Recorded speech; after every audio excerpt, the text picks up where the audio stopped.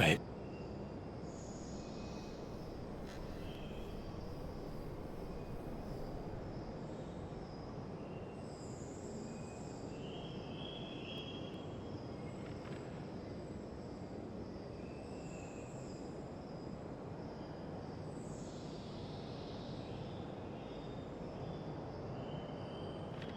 Hello and welcome to episode 7 of Abiotic Factor.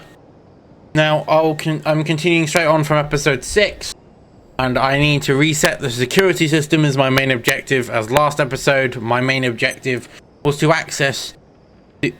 eventually gain access to the security area. I've now got to reset the security system. So one of the main things I need to collect is actually, I should be able to make said X-ray tower now. Thing I require.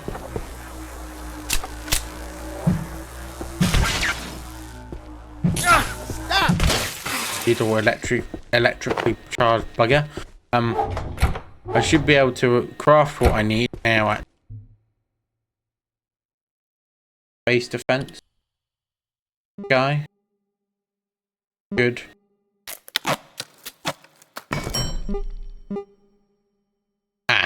Liquid crystal. Biggest weakness. Liquid crystal. So I need to go get myself some liquid crystals, and I want to make a transmogrifier so I can change up the way I look from this to slightly just different, really different. Maybe I could just put on at least a hat and maybe remove visually my armor. Might be something I do, so I can wear the outfit I'm wearing underneath. But also I want to collect, but to do that I need to collect some of the night anomalies, the little glowing blue light, and also I now need to get some liquid crystal to make the X-ray tower, which I need to collect the Layak essence, so I can eventually fix the system that allows me to get into the security area that I need to reset. Here the Layak here somewhere. I'm where it is. It's shortly. There it is, the Layak. I'm gonna continue exploring this facility. I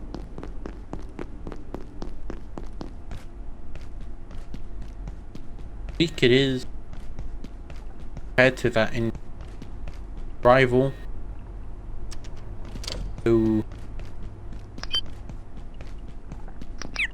is area sector of office sector, the cafeteria area, sorry, not cafeteria area of the sector. They are a trader, and I get to see them series. I know of them from previous playthroughs, but I'm yet to see. Oh no, Marion still does appear there, even though he's there. Anyway, yeah, I need to. This is an location. Laboratory says there's the train, there's the office sector, there's Bar Garden, there's Flathead. This is the Gate Cascade restricted zone. Is where I came in to the facility. This furniture. So the restricted zone is the entrance, surface entrance facility, and I came down via the elevator back here in cafeteria to get into here, but however that elevator no longer functions. I cannot take it back up to the surface that I. Okay, if you must know why I can't just turn around and leave the way I came in, is because it's broken. That's why I've been trying to figure out a way to get out of the via the main roadway, which was blocked off by order when they arrived, and also another location was the is to be through into the security sector. Apparently there is an exit there, which I know of from one of the individual scientists I have talked to in the laboratory. I talked to a scientist who's in this small security kiosk over here. He said that he was trying to get through the vacuum chamber, which is behind this weird entity here covering that door, and that in the vacuum chamber in the security sector, to be more precise, is a surface elevator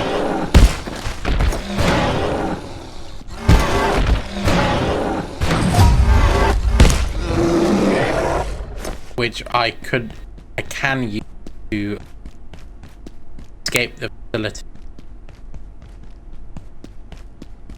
So what I should be doing, not all the way over there, is head back to where I was. Don't know why I headed in that direction. Head back to where I was in laboratories. I need to gain access to one specific location, which I know still has the screens that I'm after. Specifically just to liquid crystals. Get some way. Gotta make sure I don't have enemy fight as I head up this staircase here. Here.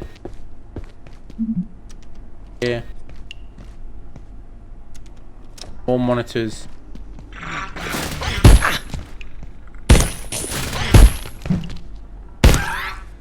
Bugger there. Should be a couple here.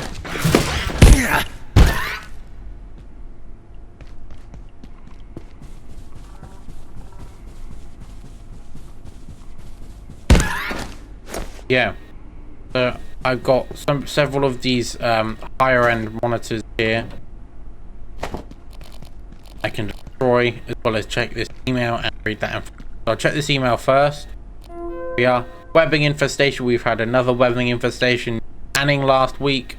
I put a request for more than of that gel from Antivirus 2B. It's stuff that get rid of it, but Lenora and her TL team have been in Antivirus 3 since Tuesday, so it might be a while. We need to raise priority on that. The webbing grows way too fast. In another couple of days, we're going to have a problem on our hands. I think Hutton's getting sick from me going over his head to Mance, but I can see the problem. He is the problem. Leave it to me. He is the problem. We can't see there's a problem. So anti-thermite is a recipe. Yellow paint. I've been putting this yellow paint investigation on the back burner for months now, but Mance asked about it, so I'd better do something. You did the preliminary assessment. Anything I should know? I have zero idea who leaves it there. We've got a dozen more samples at Rise, and credit reports on at least 30 more, which makes the absence of even a single lead all the weirder. The TR team notes makes no sense either. They found it up cliffs, on the edge of buildings, even underwater. Their current theory is that it's leading to something, but what? We've wasted how many hours following these paint trails? What? Accomplish tests. I ran composition tests. It's just paint.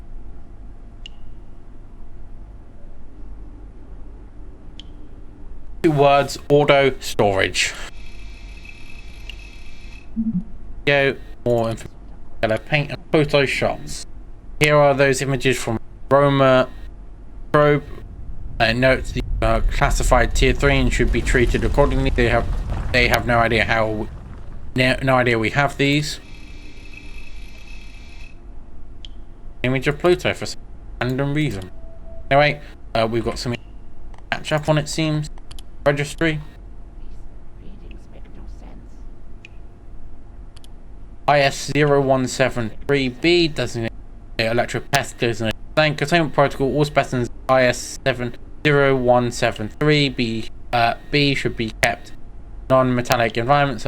times and must be kept fully electrically isolated using containers lined with non-conductive rubber padding. Observe all other containment provisions belonging to IS 0173A, noting that any interaction subject, even sedated, must be performed with all equipment be electrically grounded. The electric variant of IS 0173A was a cybernetic experiment proposed by Dr. Abraham Stern. Although rapid progression was made towards a viable organism, Dr. Derek Mance ordered work suspended in favor of investigations into the creature's hypertrophied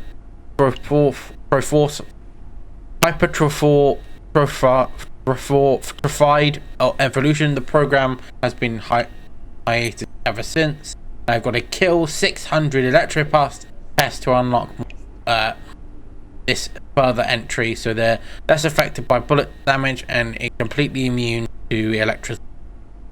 There it is. Yellow paint. Precise methods of containing IS 1057 known. Thus, IS 1057 is thus far believed to appear randomly, although there is a statistically significant quantity of reports by people who were, at the time of sighting, lost or uncertain of their destination. So it seems this yellow paint marks locations, or appears in locations that people are lost.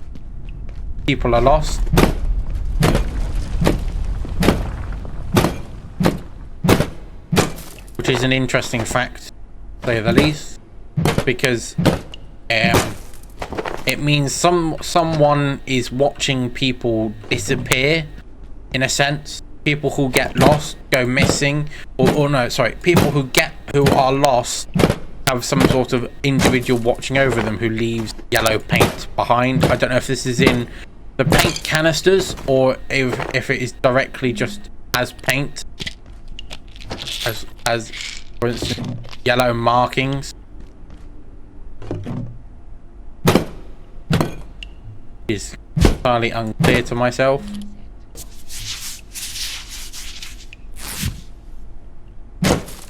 How the yellow paint is left, but however it does seem someone is leaving yellow paint wherever people can no longer find where they're supposed to be going, do not know where they're supposed to be going, which I find most intriguing.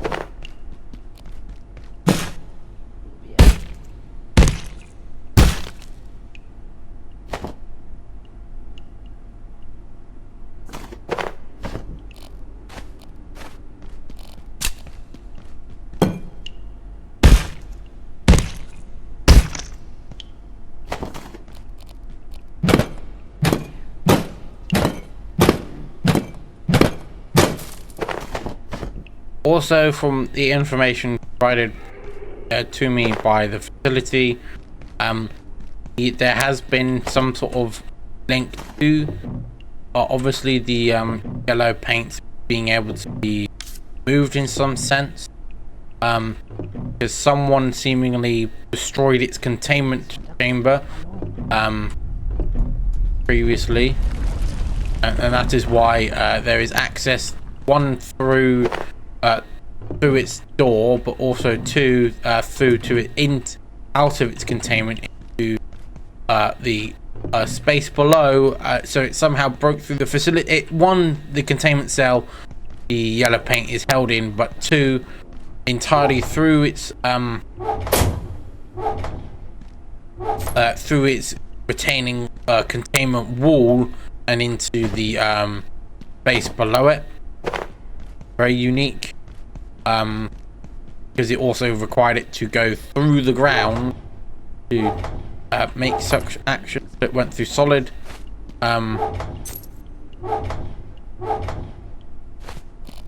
through solid rock to get to its final location. Weird.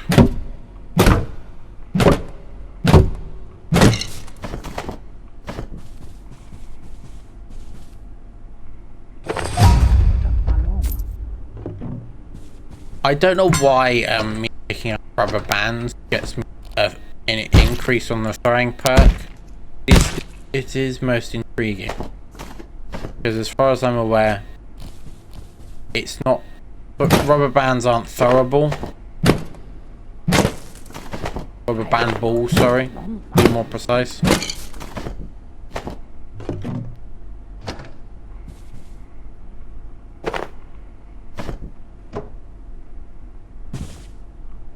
Cool.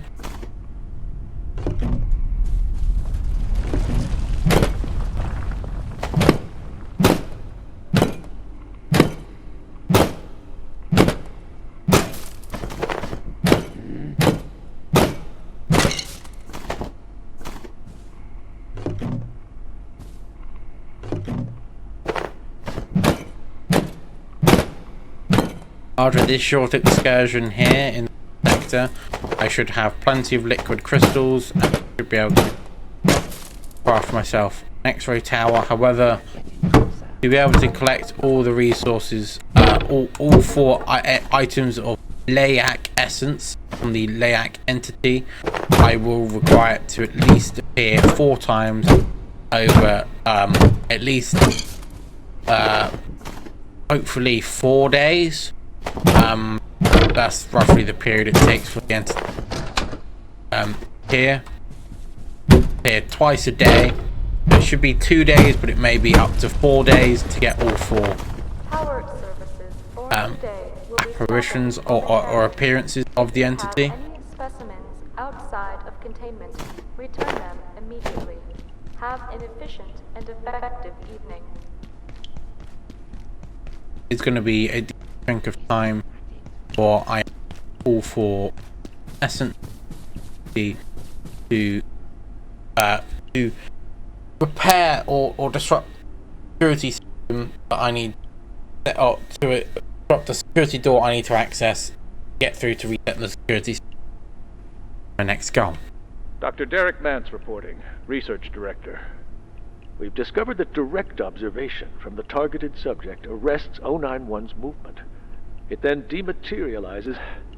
Where it goes, we're uncertain. But it returns 3 or 4 hours later, seeking out the original subject. We've dosed Dr. Stern with a CNS to keep him awake, but he has to sleep at some point. And then, well, we're not entirely sure. Well, as long as you don't sleep 8 hours, this entity seemingly appears every 4 hours. Should be fine as long as you don't sleep an 8-hour chunk. However, all of my observations on said entity is that it only appears every what have I got there? Every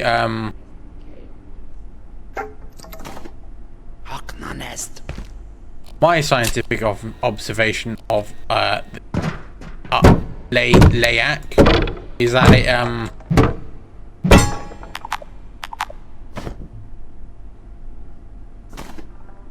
pointing me breaking is that it only appears twice every 24 hours, once in the morning around 6ish when power turns on, and shortly before the power turns off.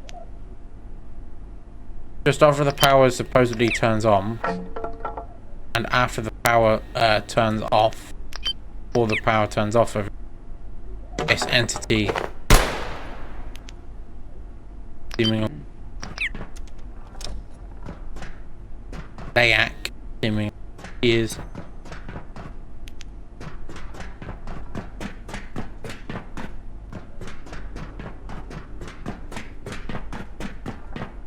most intriguing in personal opinion.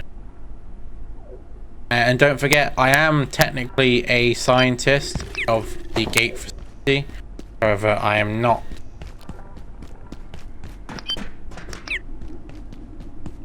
high level scientist. I am a new scientist. I need to collect that much.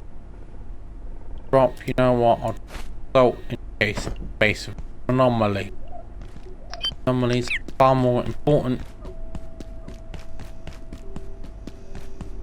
Where is it? I hear it, but I...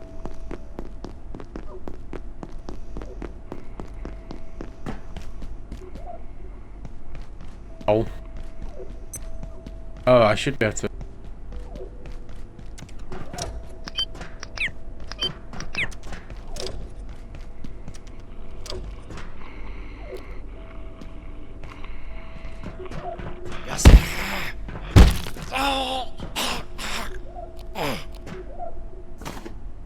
Still there. Visible. Yes, I need 2 more of those entities if I am to, which as I want to craft transmography.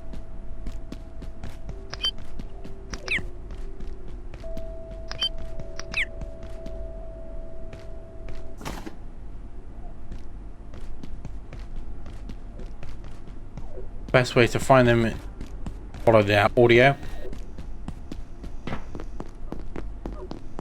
But I'll state again, like I stated before, in generic versions of Abiotic Factor, they have a decay attached to them. So certain food items also have a decay that over a certain period of time. Oh, that reminds me. I borrowed your stapler earlier. The entities will degrade in a sense over a period of time. It is I am unclear how long, but because I have a modified world setting this playthrough, food spoilage is not a factor. However, I do not know why I made it such a factor gameplay, as I have no concerns around needing food, as I have no need. I also modified it where I no longer need to eat or drink. So my purpose of making it so the food items do not spoil is only so that I can use them again, or have them stored. Really?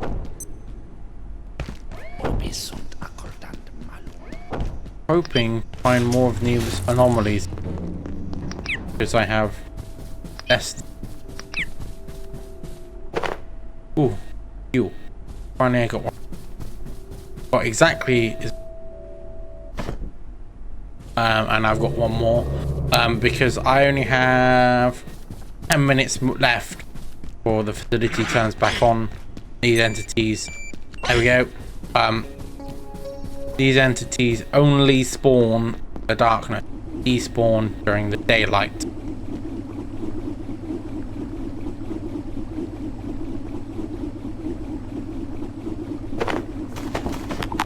Insect. Ow. Don't know why he called me an insect and ran off. Most instances, the rats will attack you before attempting off. But he just saw me and ran away, which is most intriguing. Anyway, I have 16 more metal scrap, which was kind of everything I needed at the end of the last episode, or during last episode, because I was making the cubicles to make a base of sorts. To make a bedroom space. However, I will use the resources I do have now. I should have a decent amount to finish those cubicles, and then look into making myself some paint, so I can paint my bedroom space into a nice color. And the 2 colors I have currently, 2 colors I fully know I have the ability have access to.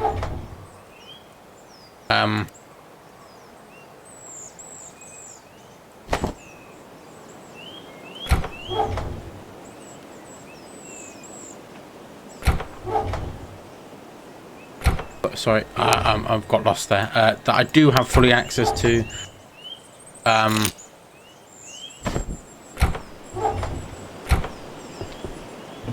Are two colors that I do not have. I believe is purple and pink.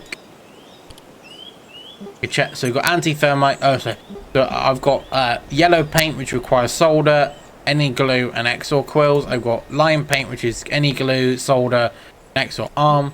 Then it's pink paint is any glue, solder, and Dayak essence. I don't have any of. I wish to collect any glue, solder, and powdered crystal, which is an easier thing to collect just from crystalline entities. You can use to paint my store purple.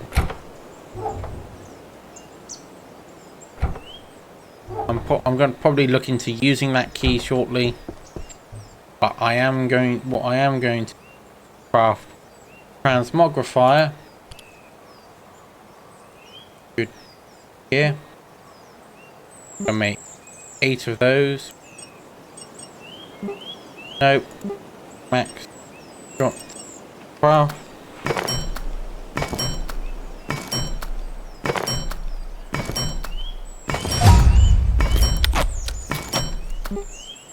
Craft this. The other thing I want to look into making defense item, the X-ray. Should have all the resources to be able to.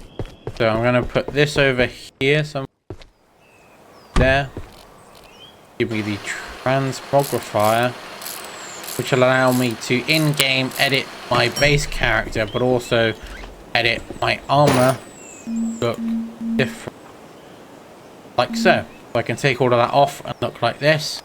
Here's what my character looks like. I can go into the transmogrifier, show off. So these are the base skins here. We can change the skin tone if you wish. Got the base faces. This is usually the one you start wearing. I just selected this one personally. You get to select your own hairstyle, hair color, facial hair, and then outfits.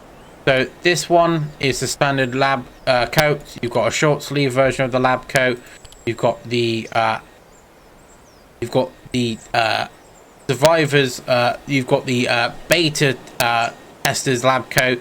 You've also got this new lab uniform. This new uniform tied to specific time of year, perhaps the Lunar New Year, I believe. I'm not entirely sure. I think it might be tied to a specific.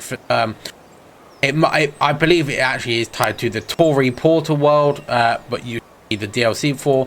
You get just to wear your shirt instead of a lab coat. The manufacturing outfit. So this is the outfit you'd wear after unlocking manufacturing in body I showed in an early episode of manufacturing. You've got a short sleeve version.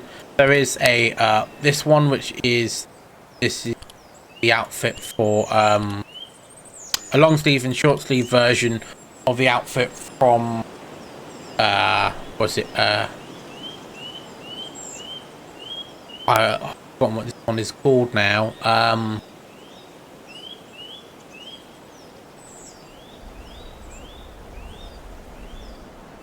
It's tied to a specific sector of the facility I've yet to get to. The hydro plant outfit, sorry, I lost it there.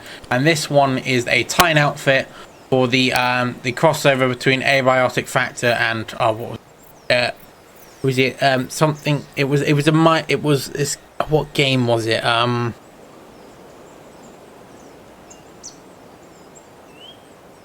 There's a guy, an outfit, a game tie-in with Abiotic Factor, and you can wear this outfit if you find the corpse that has this outfit on it in tie-in location.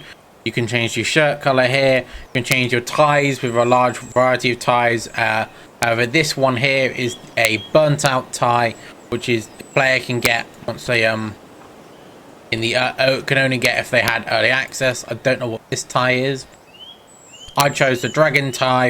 I think it's a Lunar New Year's tie, which ties in better with the outfit I'm wearing. I've got a golden set of goggles. I've got the corresponding trousers. I've got a red belt on, a nice pair of corresponding shoes, and I've got an ID card. So there's the standard ID card, manufacturing ID card, the containment ID card, the company ID card, accounting ID card, human resources, hydro plant, food services, research division for early access players, an ID card I don't know the language specifically of, then a pixelated version of an ID card.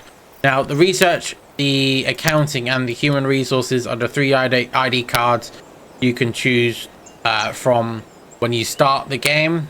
You can choose between those 3: the research, the containment, the research, the accounting, and human resources. When you buy just Abiotic Factor by itself. Manufacturing is an ID card you pick up from the manufacturing corps. The containment corps, I can show where that is to pick up that. The company, I'm not sure where you get that one from. Hydro plant is from when we get to the hydro plant. Food services, you'll have to meet an individual to get food services. Research division is only accessible if you had pre 1.0 version of Abiotic Factor, so you won't be able to unlock this. You got the this one here. I don't know what language it is, but it is tied to the outfit. Assuming Tory Gate World if you buy the DLC, and then this low quality version of the I might wear the outfit tied specifically to early access. I currently have early access. I have early access, so why not wear the early access? I'm gonna stick to these goggles because, and the ID card I'll probably even go with the research. But yeah, this is the low quality ID card. I'm not sure why you've got there is a low quality option, but there is. Might be tied to something, but I think I'm going to stick with a low quality ID card. Probably going to go with my shirt and tie, and I'm not sure what trousers I might go for those ones. They're looking slightly different.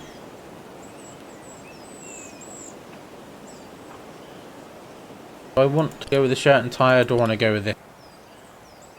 I'll go with this outfit. I've still got my ID card on and my boots. Tie, but I'm gonna I do want to spice up my character, or change up my character somewhat. So I might wear that tie, or I might wear that one. What is that? Good shirtless. So it is. That is probably the tie that's tied to the specific outfit from the getting the Portal World. This tie looks closer to it because you got what looks like the Tory Gate here, and then the Gate Cascade logo on top, with some unique background effect.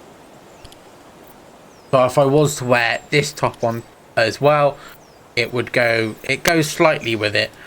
You got also this version of it as well, but I might stick either with this or with this. I think I'm going to stick with this, the pink shirt, and I'll go with, what tie do I want to go with? We've got this white tie, we've got a black dotted tie, we've got the burnt tie, we've got this tie, we've got a red and black tie, with blue tie, purple. I might go, what's this?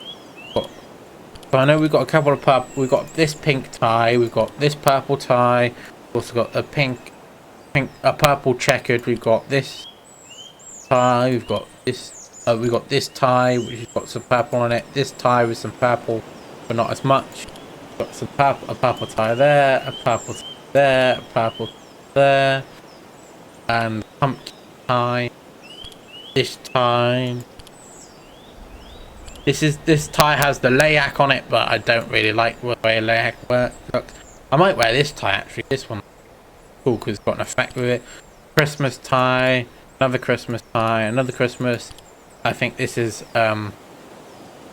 Valentine's tie, and we've got two St. Patrick's Day tie. I'm gonna stick with this tie with my general shirt, pink shirt. I might change a long sleeve. Alright. Long sleeve,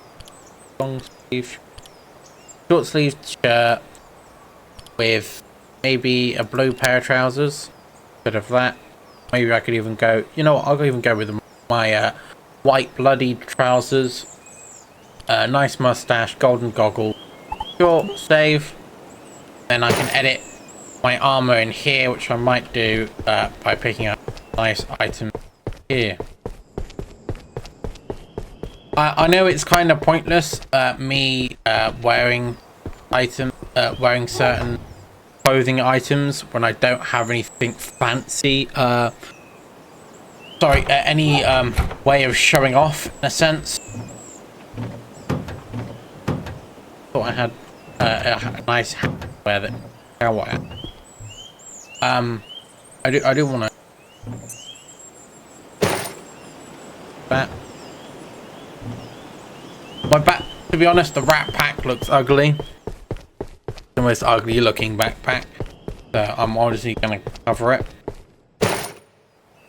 Security pack is a nice clean backpack. Makes me look like a decent researcher. Honestly, looks a lot cleaner. I look pretty clean. It isn't relevant to how you look if you're playing single player, but if you want to spice up your character in single player, go ahead. But yeah, just having this outfit alone, you can take that same model of character across to other games. So if you joined a friend or joined a server, you'd still start with the same base scientist. So you would have to access the transmogrifier to alter the look of your outfit, your armor. Anyway, no, I should have stayed where I was. The X-ray tower, because I collected all the resources I could meet. So I need to go back to where it was now and make the X-ray tower and go put one of those outside of my portal entrance. There is somewhere there. Down. I might do. I do think it's kind of funny that I am wearing armor, but because I've turned it all off, I just look like some guy just carrying a kite shield. Currently, if I just holster that, I'm just some scientist running around the facility with a backpack on now, and I visually don't have any armor on. Ooh. This is odd, I guess. Sense. Anyway, I'm gonna craft what I need. One of these. Go to base defense. Good craft. Be able to craft. Yeah, that. Craft that, please. What I also want to create is a bunch of craft. 5. I'll craft 5 of them. 5. I do want to craft more later on down the line, because I do want to, in a way, cover or block off part of the area outside the portal entrance, so I have it secured.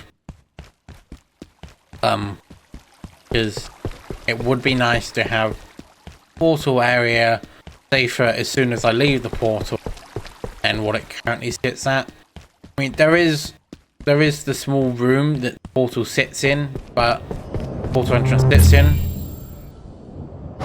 This room here, but an enemy could still just run in and attack you. I'd rather have some defense here.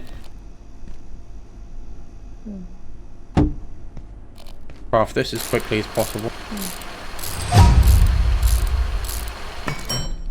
Plug it in.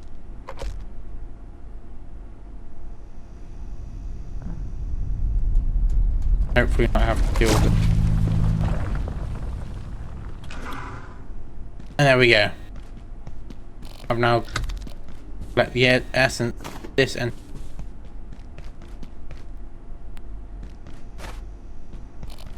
there for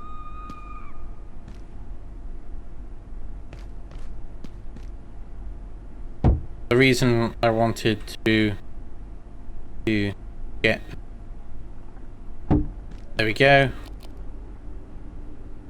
Some form of here.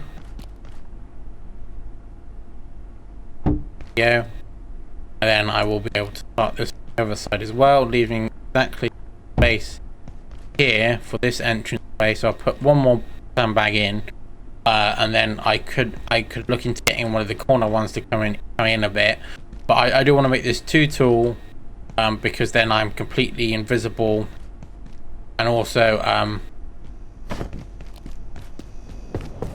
completely defended on this side of the as soon as I exit. I do want to make some sort of garage space, because I can get one of those security guard carts, sorry, and park it in that small space, and I can just drive straight out, and it's easy. There's enough space to drive in an area through to the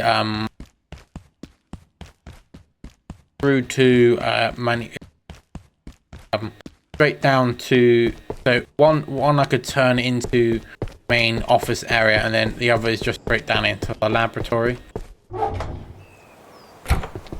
What was it? So there is a tool version of it. Yeah, there is a tool version of the X-ray lamp. It does require 2 jailbroken CPUs, which I currently have none of. So if I was to go down into the laboratory sector and then combat those alternate security bots in the lab sector, I can pick up one, hopefully get the lore on it, because I don't think I have that, and 2, get the jailbroken CPU from within it, because that CPU allows me to craft a portable version of the X-ray tower. In that version, base defense version, because the X-ray lamp allows me to hold it and run around with it rather than having to wait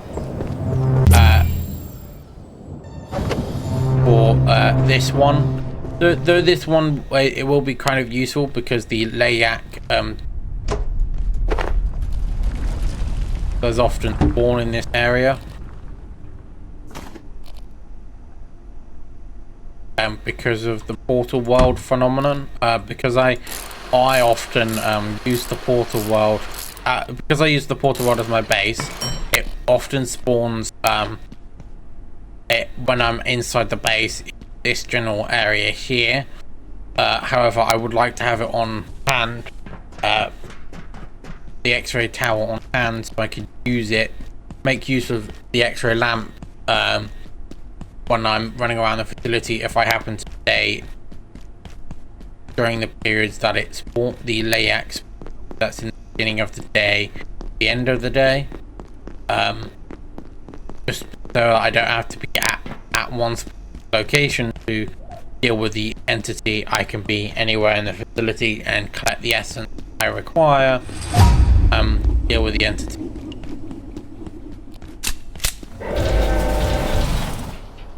So I did just run all the way up to that security robot to try and to hopefully collect some information on it, but wrong.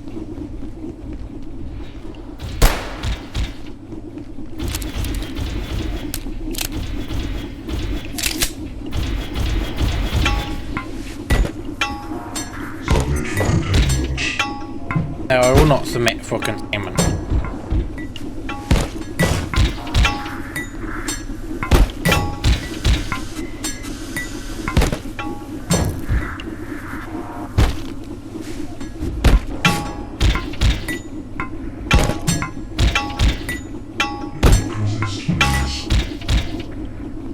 I've become filthy with the blood of this robot because I was too close to it whilst it was being attacked by this thing, which dropped it's oil, I guess, blood, oil. For these resources mainly, also this. The drinks are a bonus, I guess, but I'm not. I could. I'll just drop them off from. But I've got to get another one of those robots now. I have no idea where one. Maybe there's one that spawns. I know where one is. It's at the top of the ramp through containment. I mean, I might just, well, regularly combat that and show off how terrible my combat skills, one, show off how terrible my combat skills are. Two, a method that isn't just the cheating method of just using a Chopinator to defeat the robot, as I usually doing. Do it. Yeah, there is an alternate. Yeah.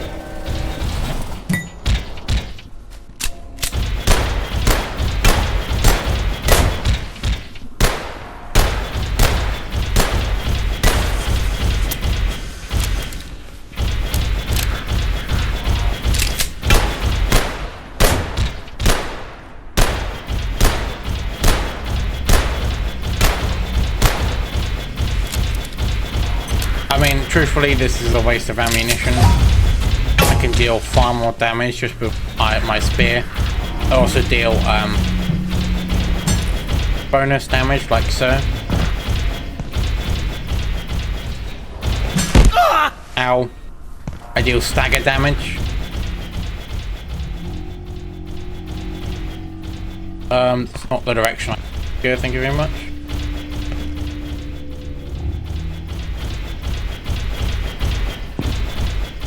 I need to wait for it to get close enough to then jump over. There we go. Because then it has to run all the way around, which gives me a bit of chance to heal, attack, and then travel. I should just stand here more often.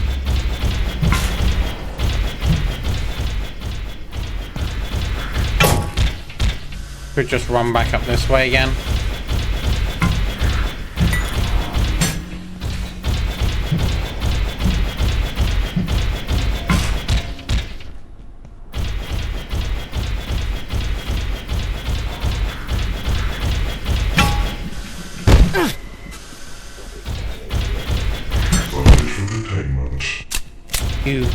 No.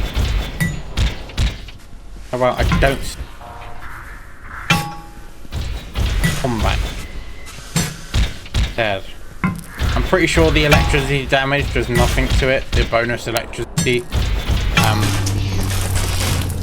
Pretty sure this entity is a bonus electricity damage. But I cannot say. So I now have two of those two cores that I need. Those two jailbroken CPUs that I require to head back to base. To low radiation. His cola cans on me. Yes, that is its genuine properties. His cola vending. His cola is radioactive. It does give you some bonuses if you drink it. However, it does irradiate you just having it on your person. I believe every can does often offer metal scrap return to when you drink it, or often does. I'm certain. Safe for sure. But also, yeah, one of the downsides of the X-ray lamp is you need to have Layak essence to craft the portable version of the of the X-ray tower. So I'm going to use the one essence I already have collected, tower, but then I can make a lamp and use it and just camp the area I need to use the essence in, because that I can just put the essence into where it needs to be, and I won't be irradiated. I can stand away from radiation. I have to radiation. So slowly walk down here. The river, wash myself off because I'm covered in blood.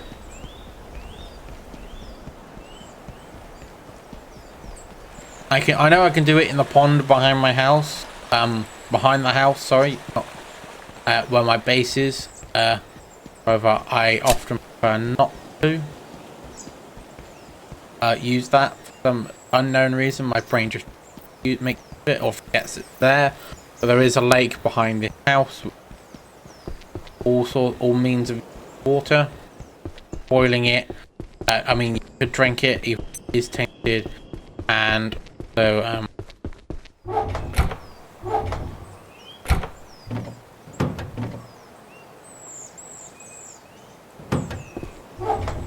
I do not recommend drinking. You can also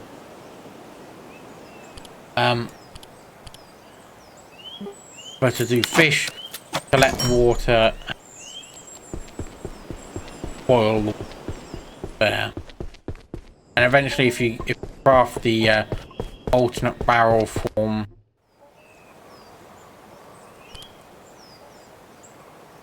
farming, water computational break form, craft previous barrel here, recipe, craft it. So this barrel, this alternate barrel, is a far superior barrel. Has a filter built on the top, which allows you to just pour tainted water directly into it.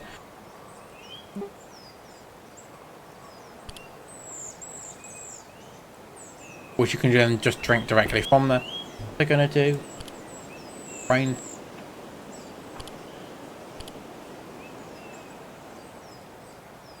I was gonna craft another dozer. Got that there. Oh, I was just doing. Oh yeah, fishing. I'm gonna get a fishing fish. My living pond. Right, so this. Yep, I can get in and out. I might move down where my bed is placed. Go. Bed is there. Oh. Ah. B1. There we go. Better line. I can walk down now beside my bed and lie down in it. If I appear different location related to the bed, I can just get up. Move. Nice. I believe I'm gonna get a fishing rod and use out of that, because I haven't crafted one yet. This gameplay, and there is an XP thing related to it, as well as information about it. Let's have a look. Theory. Fishing. Aquatic life in the facility and the field. The exploration of realms of far from our own, Gate scientists have noted extraordinary variety of aquatic, but not always water-based organisms. While not every fish is immediately recognizable as such, the range of life that has emerged under exceptionally diverse conditions continues to astonish PR teams and field researchers alike. In order to recover samples of specimens, personnel has fallen back on stage techniques. Fishing is easy enough to get a hand of with a proper fishing rod equipped. Wind up the rod and release it to cast. The longer wind up, the further your cast will be. Fishing is about focus and patience. You'll need to wait until you get something on the hook. Shouldn't try to multitask during this process. When you have a bite, move about and pull it in opposite directions. The fish swims in order to tire it out. When the catch is tires, reel it in. Repeat the process until the bobber draws near. You may not always catch a fish, but you generally catch something. Crafting different baits increases your chance of catching certain fish. You can attract their rare variants. Bait can be added to your rod by holding reload. As your skills grow, you'll even learn to recognize fishing hotspots. It takes practice and a keen eye. Fish can be taken to a proper chef counter to be butchered into their constituent parts. So I need to craft chef's counter. Do not any explanation. Oh no, pipes. Anyway, I'm gonna do some fishing.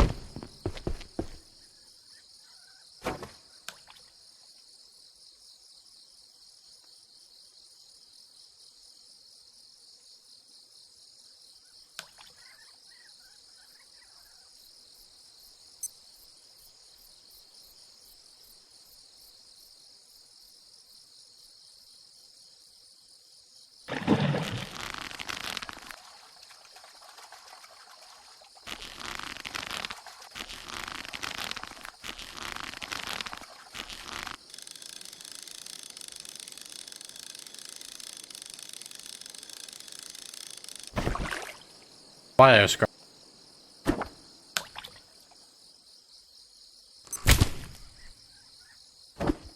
Generally, the further you throw it out, the longer time in, so higher chance to reel twice rather than once.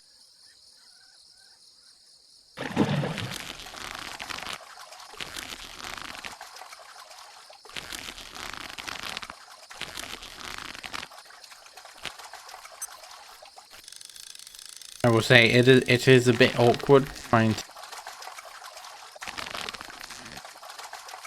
deal with some of the directions. Do seem odd.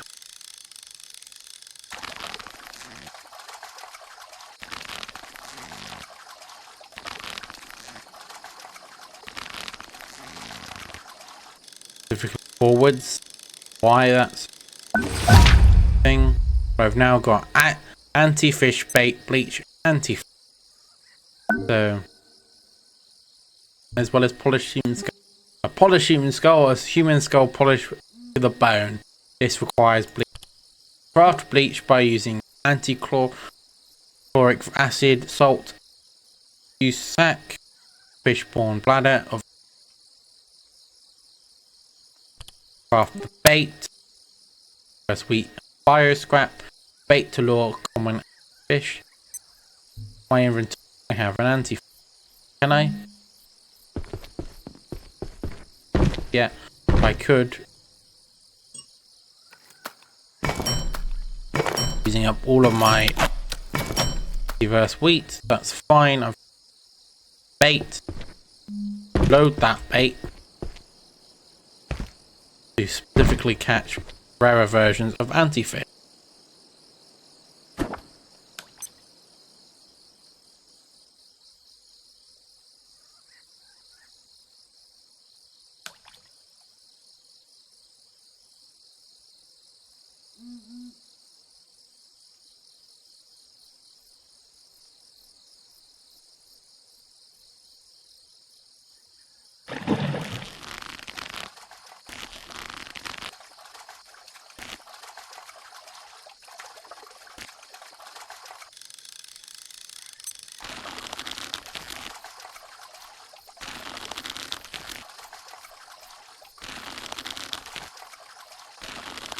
On what fish am I get?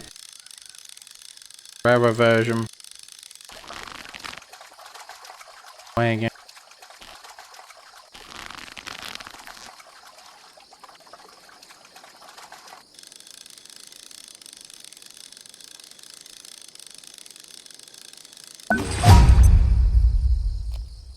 For a fish trap. Oh, sorry. We craft for another fish. We can fish trap. Jury rig device for catching fish requires bait to function. Must be deployed on the surface of fish and water. I gained that because I leveled up my fishing skills to level 3. Fishing sense, you can now detect fishing hotspots in crafting fishing traps. So if I got it further, I can get tackle box, the fishing hat, so fishing hat and mud waders recipe, and all these other good go with it. However, I currently not going to do any more fishing. It just turned daytime. I'm going to I can drop these fish off for the time being storage, because they won't degrade.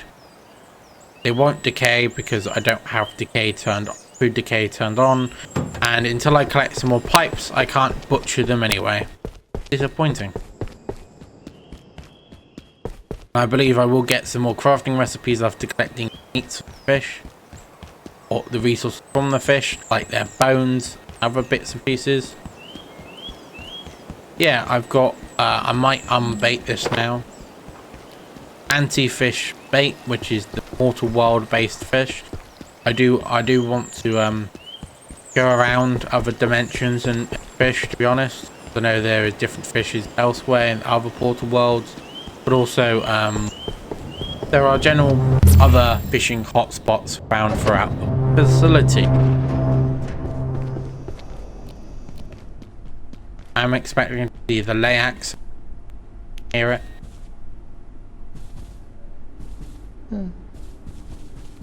It is. collect that, but probably just going to sit where I need the Layak essence and wait to collect more of it, and then eventually of the essence. So it wouldn't make much of an interesting video, to be honest. You know what, I'm just going to run it to where it needs to be, continue exploring the lab. Maybe I'll continue exploring laboratories, or I'll go through certain locations I may be able to fish at. Where I need to go now is back through here. Annoying because this entity keeps spawning. Why did I sprint? Why?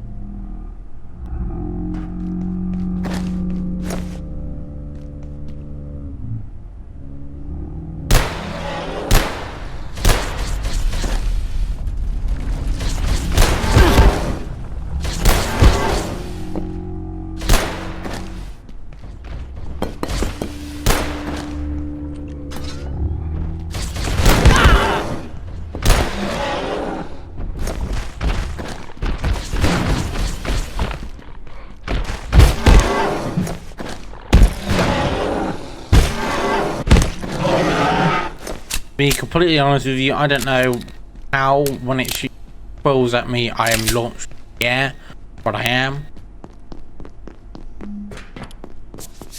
I believe that is my last healing thing. Jump across here now, take the elevator up. Last but I will have to avoid direct combat for a while because I need health. My arms and legs are damaged. I would rather make use of those. But I can consume this apparently. Consume that. But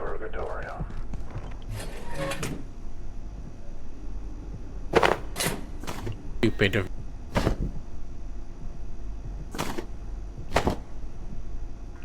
I could if I wanted to make use of the lab mask as a visual thing.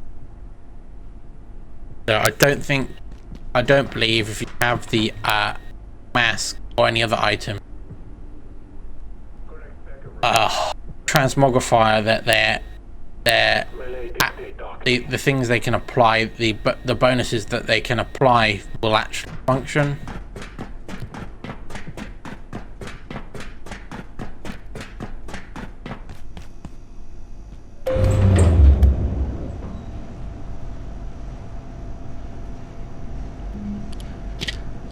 Take double of those iodine tablets out of the radiation. Yes, in this game you don't really have to worry about dying of radiation sickness. Apparently iodine tablets are powerful enough to entirely remove all traces of radiation. I do know that this the gravity tube that spawns here does respawn. I'm not sure about the antique shotgun. Only one of those. Get one.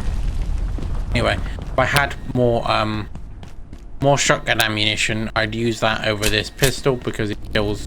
The antique shotgun deals a significant amount more damage than pistol does. I'm not entirely sure because I haven't checked. What I do remember seeing is that over here there are some fish tanks.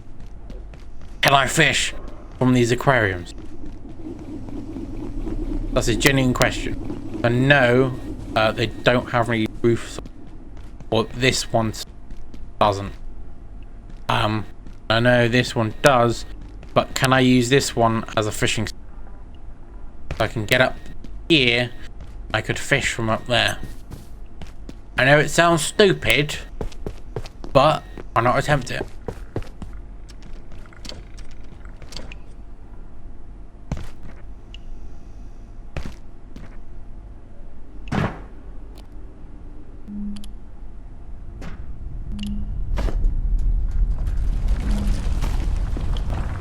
Just keeps spawning. Hate that. Anyway.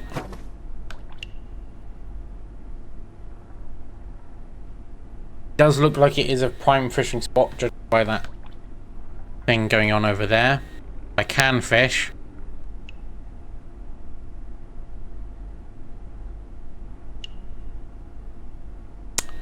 Going it slightly further. Cannot really see.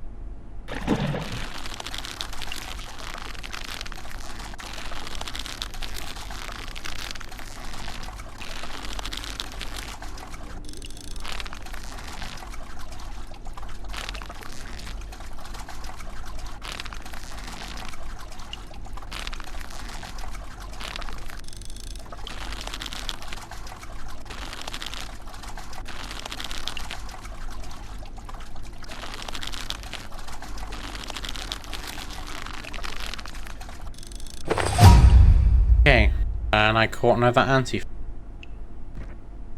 Because I do have this bait in my inventory. Bait.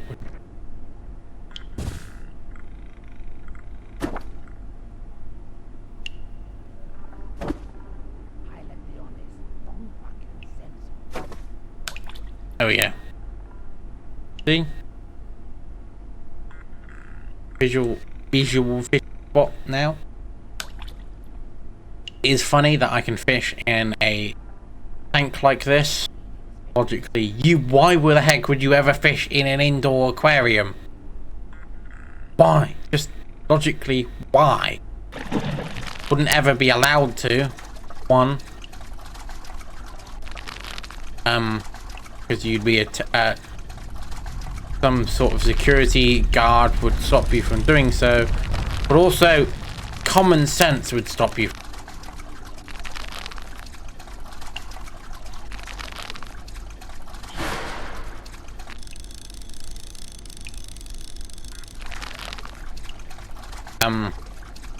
You can tell it's probably illegal, but because I'm in a desperate situation and fish is a food source, I'm not going to be able to catch these fish with my bare hands because I cannot even see them.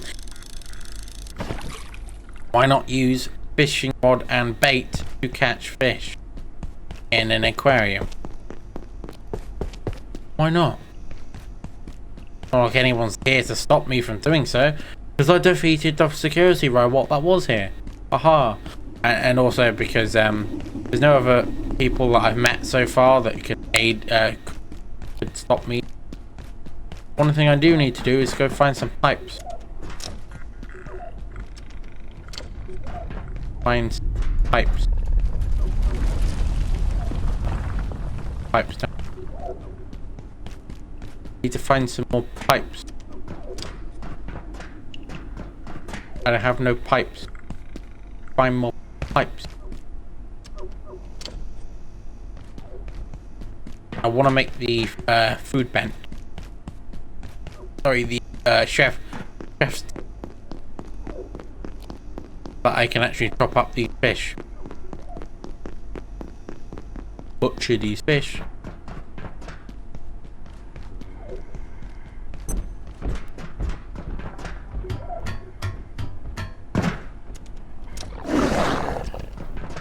No thanks.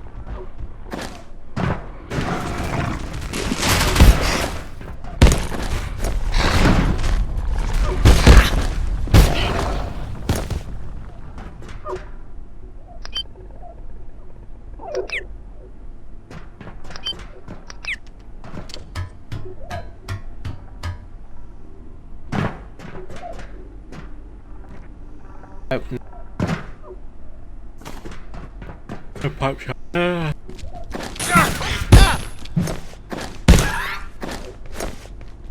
Pipes in here. Pipe.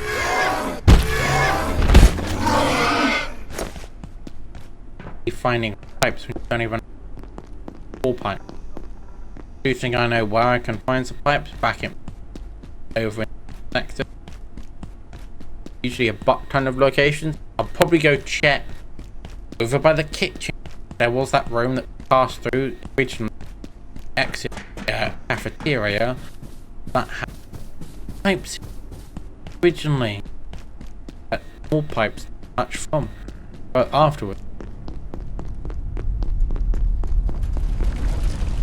In through here. Back this way.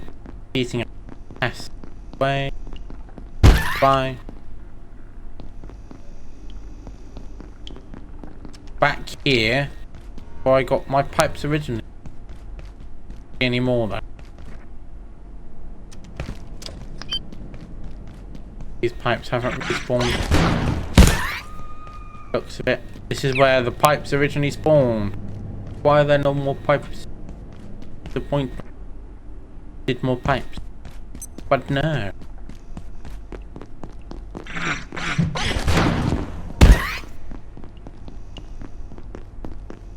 Work my way back to the fence.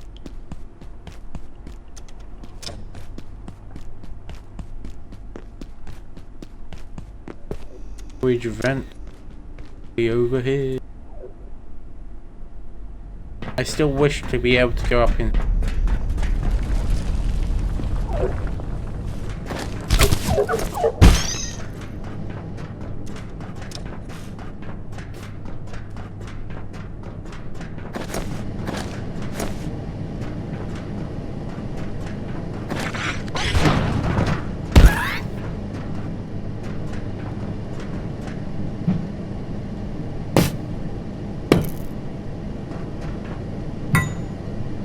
Time is 12:20. Nowhere near time for eventually.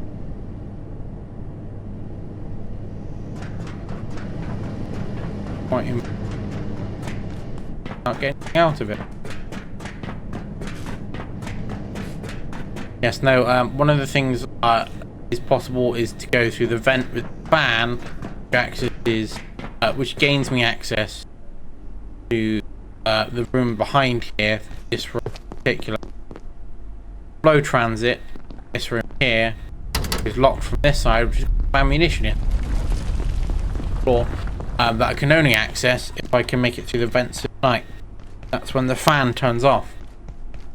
So if I was to come back here at night and I remember to do that at night time, I will. Otherwise, I'm probably going to go back in manufacturing again.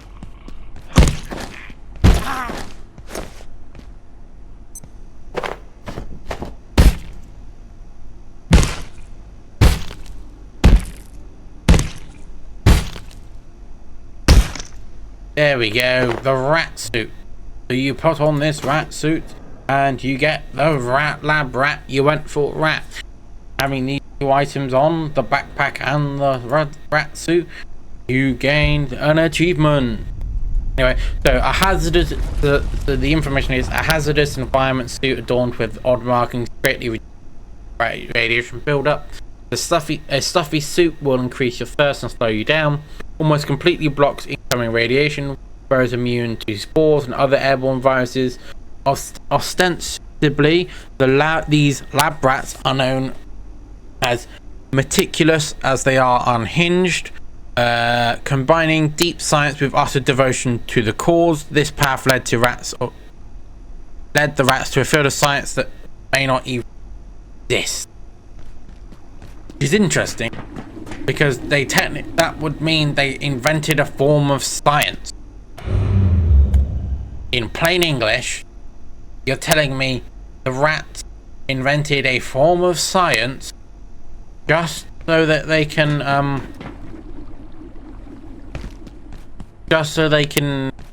justify their science, just to perform science in keeping in the line of generic science as well as the beliefs of the order. That sounds weird to me.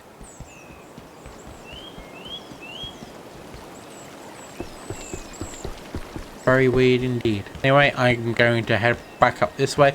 I didn't find the pipes I need, but I am going to drop off this fish bait because I want to start fishing without the fish bait, because that means I'm allowed to fish for things that aren't just anti-fish.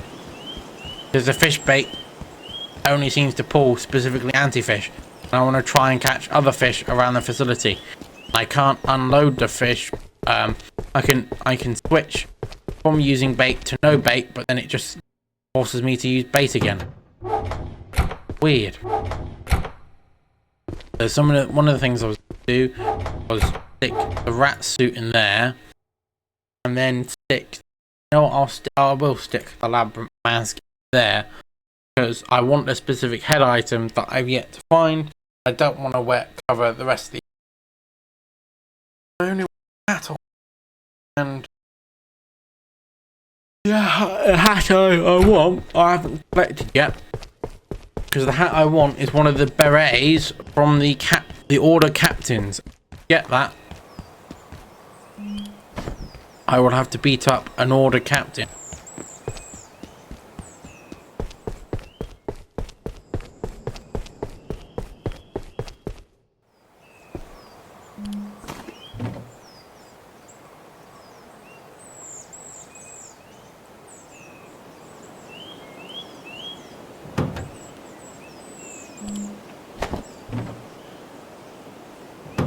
Why does this keep not working?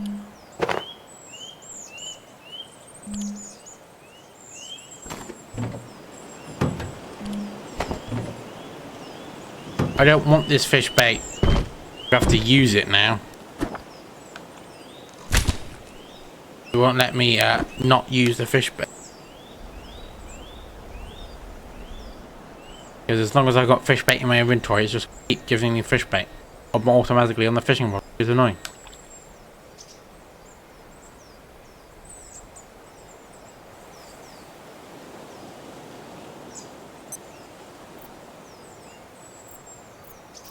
So, me sitting here in this portal world, waiting to collect me just fishing over a long period of time will mean I actually am doing something progressive, whilst waiting for more of this layak to appear again, and collect more of his essence when I zap it with X-ray, the lights from the X-ray thing. That fish went very far. Yeesh. The other side of the pond. There we go. I've now learnt the tackle box. Good. Right, let's have a look. Tackle box, which I don't even know how to make, apparently. It requires forged wooden plank, reinforced wooden, leather scrap, metal pipe. I haven't even discovered the final ingredient. Like the same with the fish trap, which is annoying. Like, why can I then learn the recipe if I don't have the ingredients for the recipe? Why is it that I can learn the recipe English? I can learn the recipe long before I can actually make use of the recipe. Why is that a thing? Like, why is it the recipes that are tied to something I can do at the very beginning of the game, as long as I have the ingredients to craft the fishing rod, and I've unlocked the fishing rod recipe, I cannot collect the resources to collect the two very first skill-based items if I have a boosted XP gain. I have a boosted XP gain, yes, but also I cannot, I'll repeat this again, I cannot I wanted his essence. Apparently I'm not going to get any. I cannot then make use of the two crafting recipes from the first two skills, level 3 and level 5. Like, I understand if those crafting recipes were difficult at level 10 and level 12, but at level 3 and level 5 are something you would be able to get in the first few hours of the game when you don't even have that many crafting recipes, because you can use I'm pretty sure you can use that fountain to fish. Pretty sure anyway. I mean, if you have the Portal World DLC, you'll just use the Portal World to fish for all the XP you need to level up.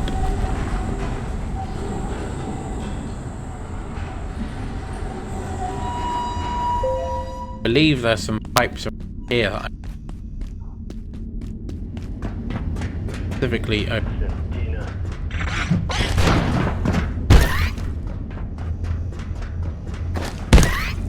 Yep, pipes here, 4 pipes there. Woohoo! Pipes up here. Got 7 pipes on me. I heard you.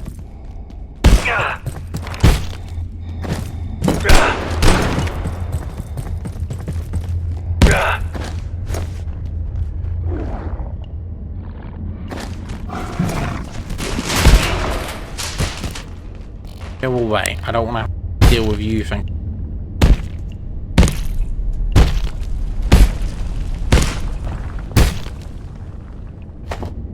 I really just wanted his backpack and his money. Sorry, his ammunition and his money. Thank you very much. Didn't really care for skull, but I'll take it anyway. Skull's a skull. I can add to my.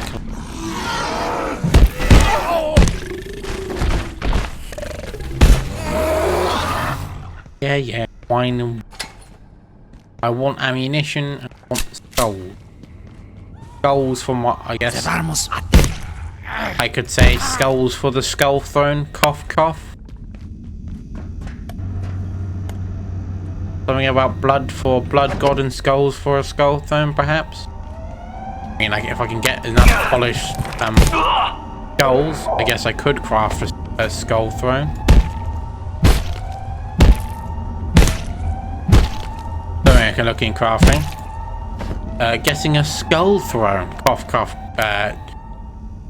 Cough, cough. Ability to gain with enough skulls. Abiotic Factor devs. Cough, cough. Polished skulls plus plenty of time to collect polished skulls. Perhaps grants us a skull throne. Devs. Perhaps we can find a way to, instead of just leaving blood to spill on the floor and coat our body, we find a way to collect said blood. Use of said blood. Cough, cough. Anyway, I'm just going to continue trying to get more pipes. Enemy.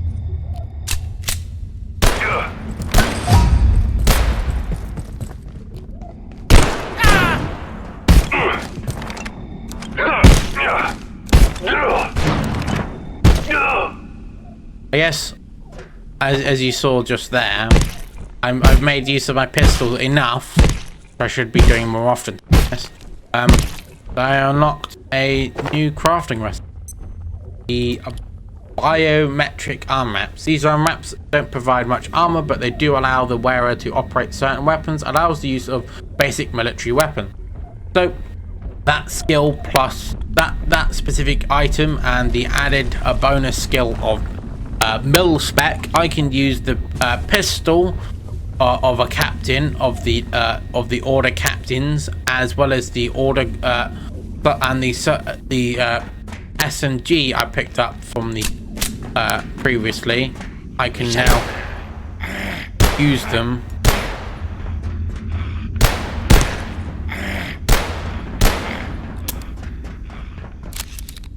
against use their own weapons against the order,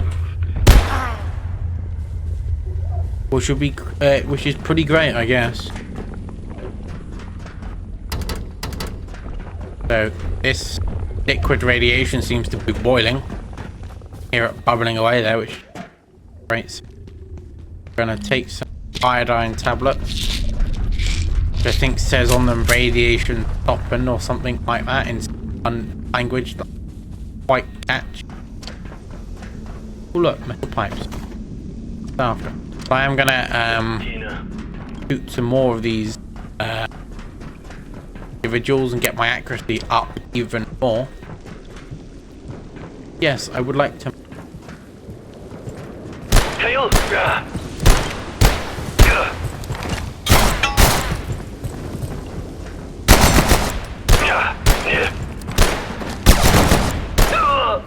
More use of A, my pistol, which I barely use anyway, and B, the ammunition I've got, and also to upgrade my accuracy skill, which I think some people have been if they are still watching, infuriated, I've just been leaving my pistol unused in my inventory. They're like, why aren't you using that pistol that you've even upgraded to do anything? Where does this even lead? Or yes, we'll find out.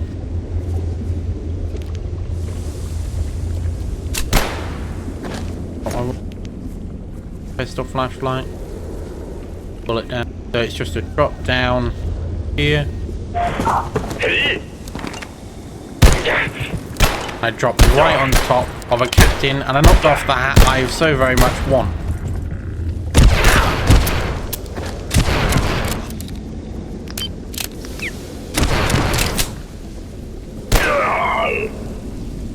So in the end, not only did I just get a grenade from this captain, but as you saw, one of the first shots I took knocked off this man's beret, which was the item I said I was hoping to pick up. Captain's beret. Woohoo! I mean, it's got no crafting recipes to go with it, but it's a beret, and I can wear it instead of just being a yellow-haired bugger with a nice mustache. And yes, I am a yellow-haired bugger with a nice mustache.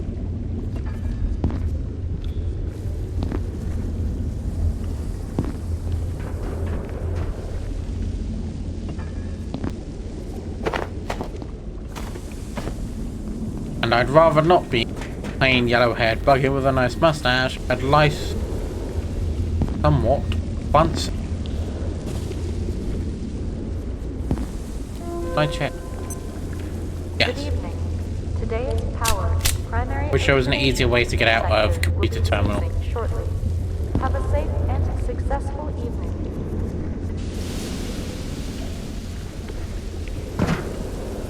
Yes, that was one of the. If I was to leave another comment on gameplay of Abiotic Factor, is computers are a bit of annoyance to get out of, because if you accidentally hit escape, it will just kick you back into. It will kick you into the to the pause menu. But if you otherwise you can't hit something like tab, which you might think to exit instead. No, rather you have to move your mouse down into the bottom corner, click exit button, the logout button. I mean, it's a nice feature for you to be forced to use a computer properly in a video game, but sometimes I like to have a shortcut alternative. If I was to roleplay this game rather than play it like a regular video game, if I was to take a role player approach, then it would be fine to have to move the mouse on the computer all the way down and hit the logout button. But because it's also gives the option just to play this as a game rather than just role playing it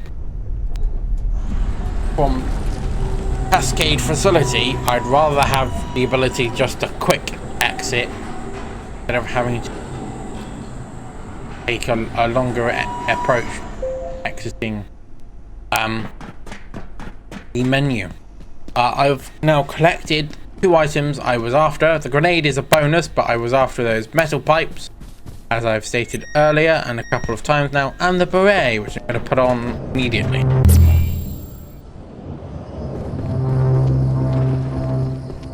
First thing I am going to do is put the beret on once I get back up to base.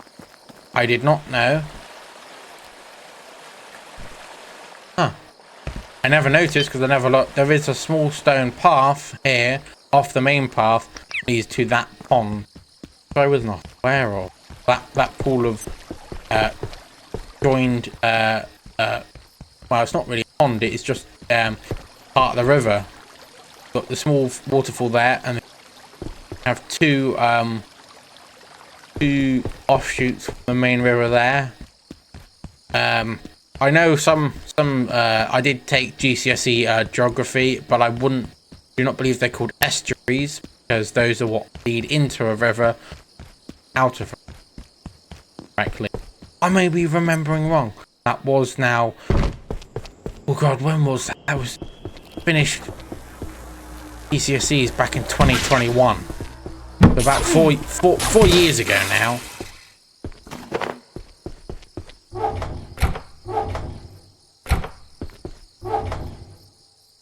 I'll chuck that. Grenade. Grenade. One thing I'm going to do is going to put the hat on here. Look.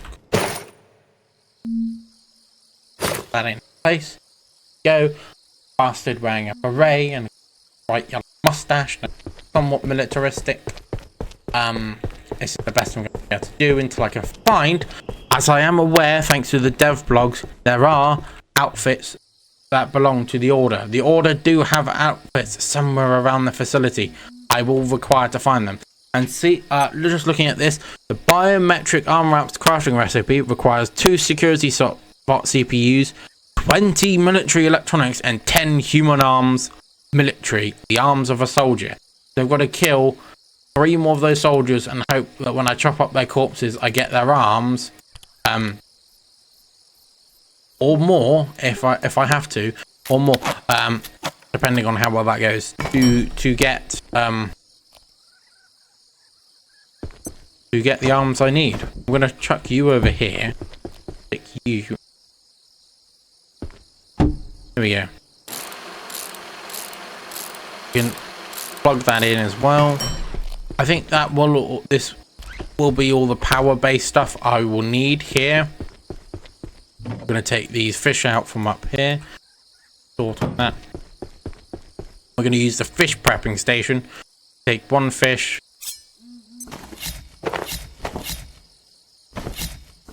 And I'll read exactly what I got from each fish.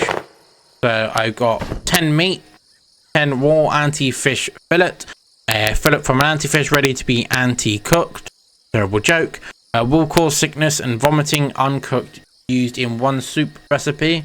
We've got anti-juice sac, a small fish born bladder for anti-juice. We've got fish bones, bones of a fish of some kind, which can be used for preparing, as well as fish oil, which could be used for crafting as well.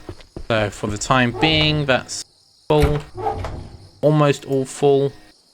2 slots, so I'll chuck you in there. I'll sort you. So I'll come over here. Looks. Bleach was a bleach there. There it is. It's tools for some reason. Craft 2 using 2 sacks. Craft 2.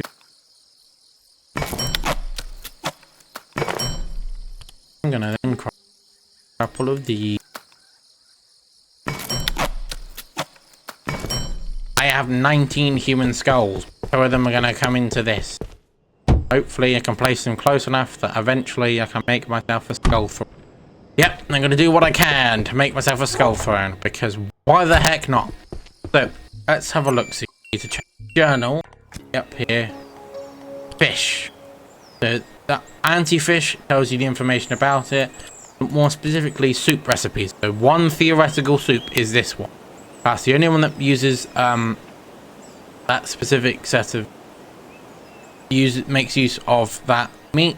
I'm going to then go and I'm probably going to make the hydrochloric and fish bones one, but instead of using this pot, I'm going to trade it for a frying pan. There we go. I'm going to at least leave just 1 of those so I can at least look at what the soup recipe is. I'm going to cut the rest fish. Put you back up there. For the time being, going to no. Let's 1 up in there. There we go. Now I will need a pot of water, so I'm going to instead of boiling it. Painful process now. Going to fill on tainted water. This gravity cube is getting a bit annoying. Yeah, I'm gonna put it in here. Then I should be able to, yep, get exactly the same amount back. So I'm gonna take that lights off.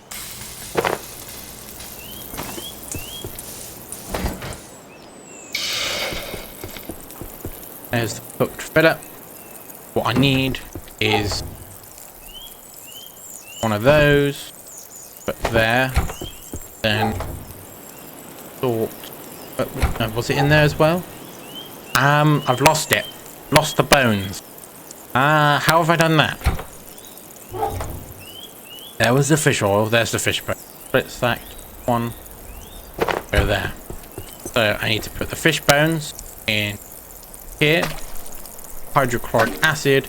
And I've got fisherman's glue. I should also collect the bucket. Bucket. I don't have a bucket. I'll just this pot in the meantime. I'll use pots in the meantime because I always get 1,000 milliliters. Use it, and I'll just fill up this with. It's going to be a bit of annoying to listen to this process because it's jumping on the wood. So I can also pick that up and pour it in there, and that will hold a decent chunk of it. Is that doesn't look a bit weird, right? So if I pour this directly into, yeah, what is it? Yeah, 1,000 milliliters. So obviously I had some left over. I'm also slowly improving my cooking skills by the looks of it. Didn't know I still had to do.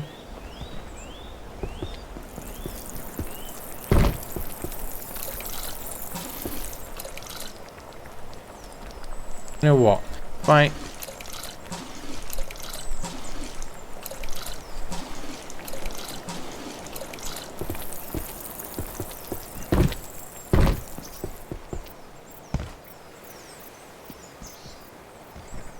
What I will say is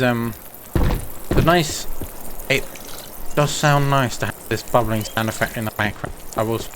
The bubbling of the soup rather than the sizzling of the pan is more of a nice sound, really. I'll say that.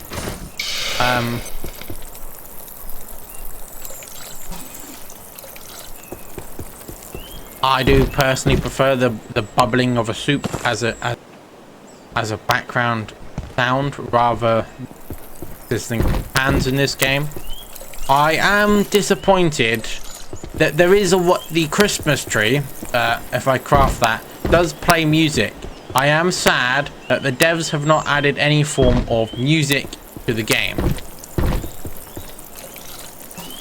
And that's me speaking quite generously. There is no form of music in this game outside of one instance, which is a disappointment.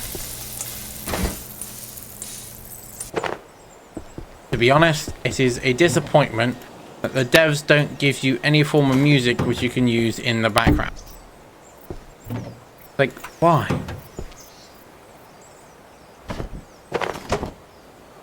Like, I know it seems like an issue, or it may, but you've got a Christmas tree that plays music at a player.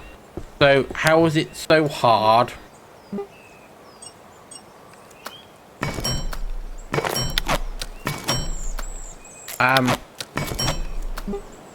to play music in some form of a stereo? How is that so?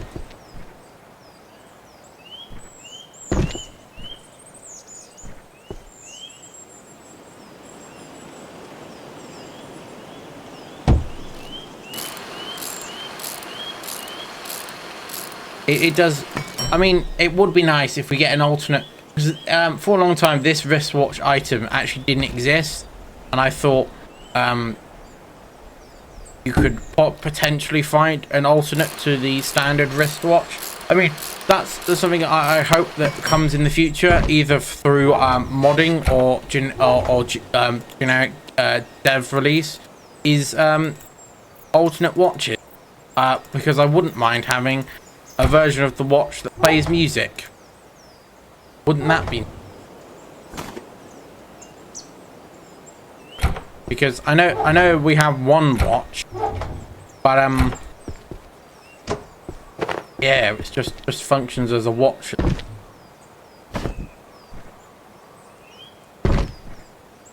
I mean, it does have some bonus features as a watch. It's got a calendar.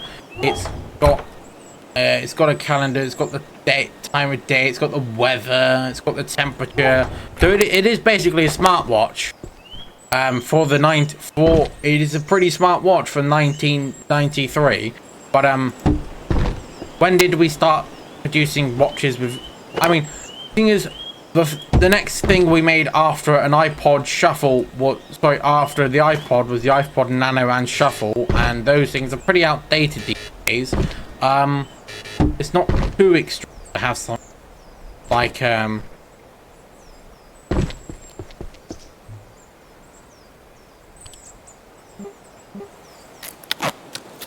a watch that plays music in a video game, especially with a facility so advanced supposedly as the Gate Cascade Research Facility is. Honest with you, they probably have some counter. They have some sort of technology to base it off of. To be completely honest with you, there is probably a way to. There is something it would be based off of. They could make. So it would make sense that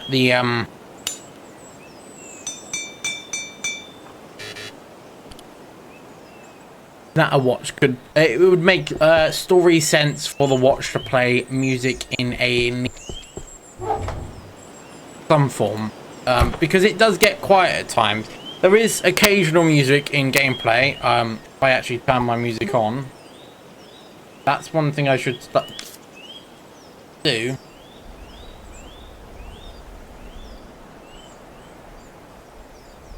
There is music, but it isn't constant, like some games are, and I haven't known it to be a significant amount that it plays a purpose. It doesn't occur enough for it to be relevant, in my opinion, or great of a form of music. Actually look decent. I mean, if it wasn't for the blood that was on my trousers, shoes, and ID badge, I look alright, really. Right, unholster tool, yeah.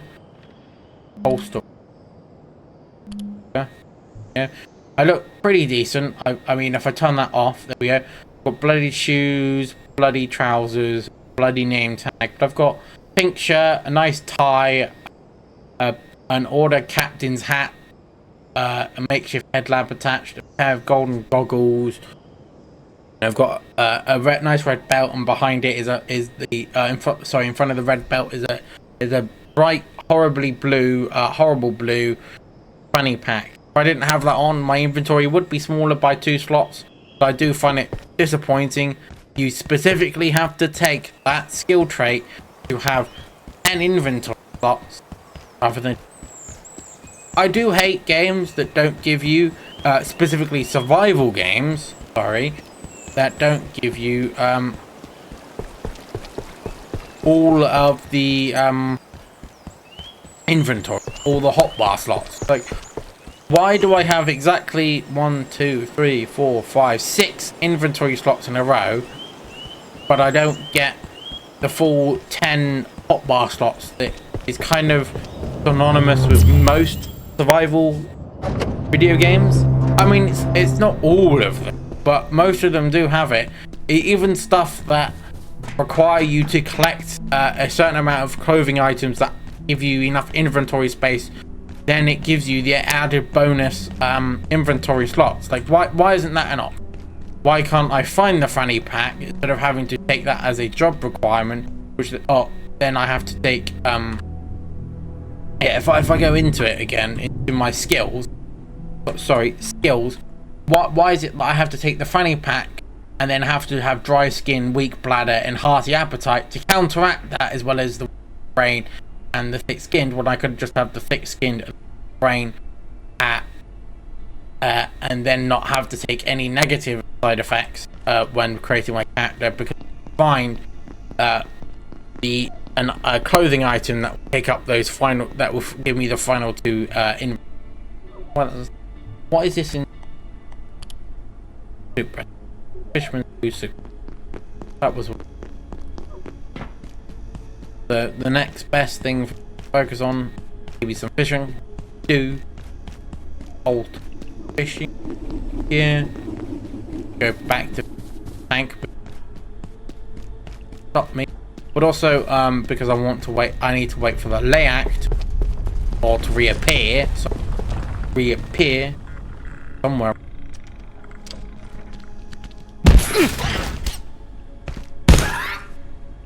Waiting for me, and I'd rather have to deal with the layout this sector closer to where it's relevant, because I'm going to use the layout. I hate having second-hand chairs. I think it doesn't always want to stay up. Hey, thank you. No, stay still. No, stop going down. No, stop it. Can't. There we go.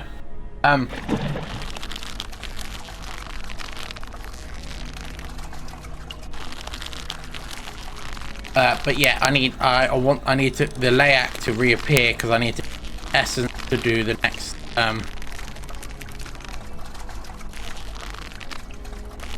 next objective. Several more of its essence.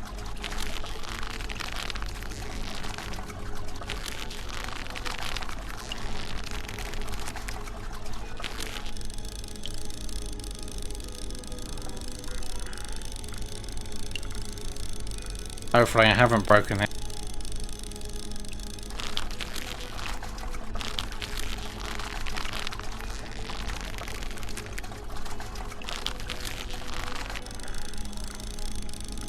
I've just broken it. Looks like I've broken it. Luckily I didn't have a bait on it, and I prefer not using a bait, because then I can catch anything, including resources, rather than having to wait to specifically collect anti-fish, which I'm not a big fan of. I can get other fish, possibly gain other recipes. Fish.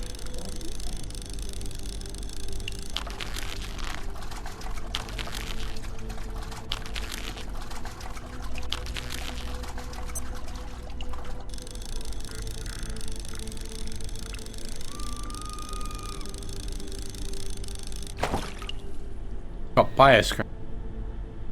Let's try again. I don't know why you can't use something like bioscrap as a form of bait, because bioscrap seems to be just a bit of flesh. Fish seem to eat most forms of flesh, including other fish, depending on the species. So why couldn't you use bioscrap, which is unclear what its origin is in a lot of cases. Unless I get it specifically from a corpse of one of these soldiers as a fish bait. Putting my thoughts out there as I wait for the layout to spawn, because this is the best way of procrastinating, isn't it? Procrastination with a purpose.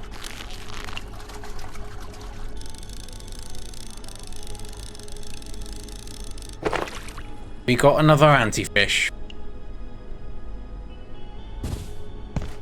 Yeah, that was my personal opinion. I'm not going to fish there again. I want other types of fish, game. I hate this thing that producing electricity. Infuriating. Why, tank, do you only give me anti-fish? I'd rather get other fish. I don't even know any other fishing spots at the moment. At this point in time, I don't know where else I could go fishing.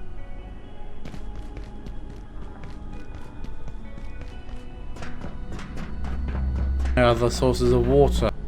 Where Rob? Go fish.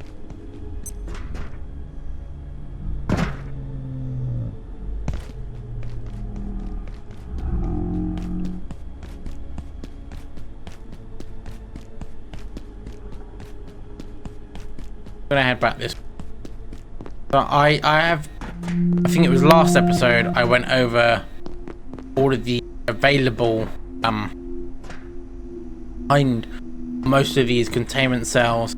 Went over each entity contained in the containment cells. Pretty interesting.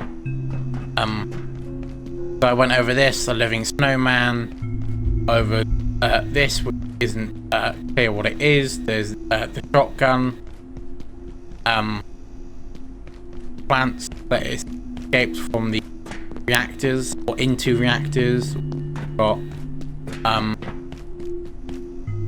this entity here, which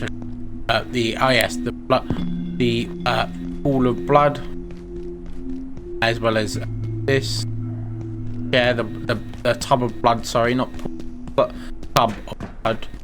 And then on these ones here are found upstairs, which I did episode prior, previously, episode 5, I went over, I believe it was episode 5, over these entities from up here. Yes. Though apparently there is something behind the staircase leading to Curie, containment block Curie. I read an email related to it. Had something that was terrifying to see. Maybe it is there's a staircase through there that I cannot see. That this entity is blocking the door to. I wish I could get into here, to be completely honest with you. I wish I could.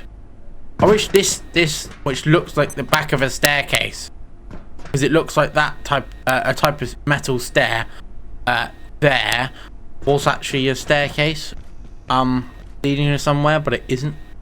It is disappointment. Can't get into containment block Curie. I would love to. I haven't found a way to, but I would love to get into containment block Curie. So there's the inner wing. We're back here again. Assessment. I don't know what this room is for, but I know if I get one of those level 2 security bots, the ones with the jailbroken CPUs, they dump you in these cells, the containment cells. If they pick you up, the one nearby isn't able to pick me up at this point in time. There's this. I should have a look at what this is. Containment failure. Some sort of energy, perhaps. A burning question mark, exclamation mark. Some sort of energy shield. Ear and a sound symbol, and I don't know exactly what that is. And whatever was in here, either this side has been broken or the side on the inside is broken, but it's purple in the inside. There seems to be some sort of impact that's crashed against this door. I don't know whether it's on the outside, which it looks like it is, or it could be from the inside. And then that is IS0151. Is there any information on that in my journal? 0151.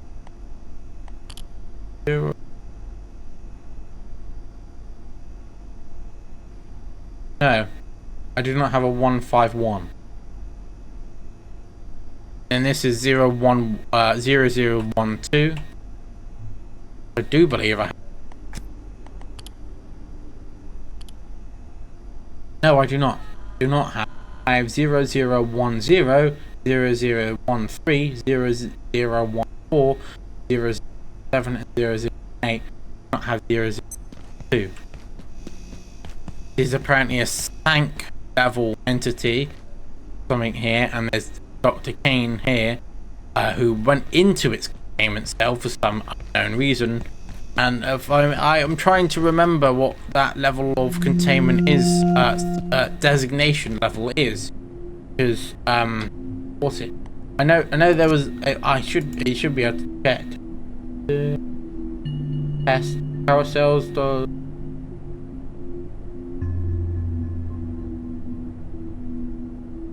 Reminders.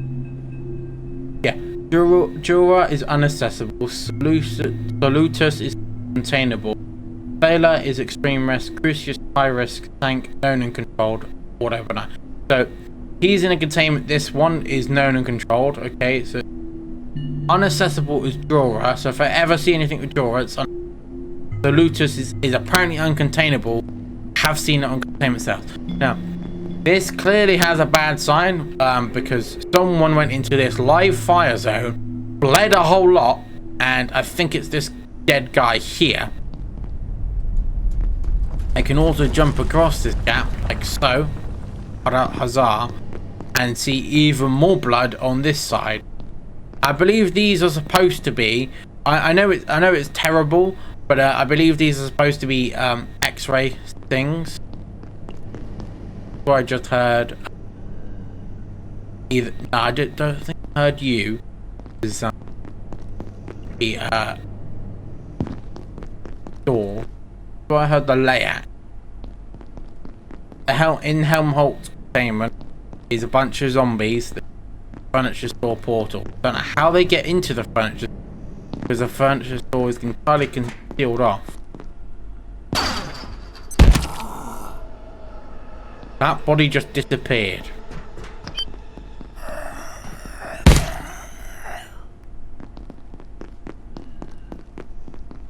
I am fully aware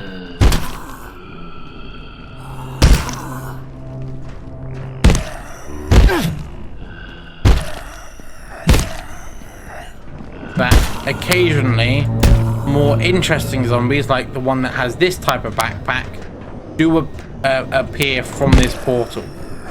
I do not know if they come out of this side of it, or they just come out of the one side which you've seen them exit from. But they do occasionally drop some interesting clothing items. Fine. I've been boom up. Nope, that glass is unbreakable. Somehow the glass downstairs is a clock. Pick one of those up. I do find it interesting how many antiverses they have at least registered, because Antiverse 2 is the most common one we visited. It happens to be the antiverse directly relating to, so that's the tub of blood. This is the curious chair.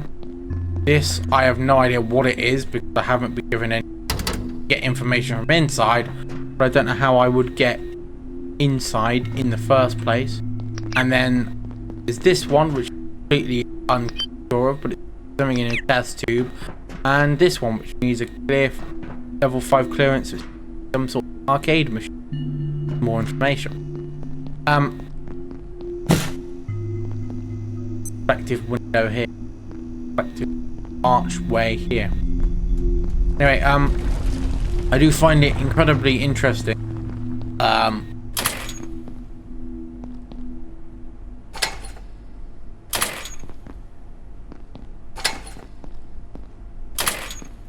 Weird that I found this door closed. Oh, there's a corpse there, isn't it? Yeah. I find it interesting that there's a lot that goes on in the facility that isn't explained. And also, yeah, as I was saying, Antiverse 23 is that one. So there is, at least as far as I'm aware of, 20-ish, 22-ish more antiverses. I know of 2 antiverses off the top of my head.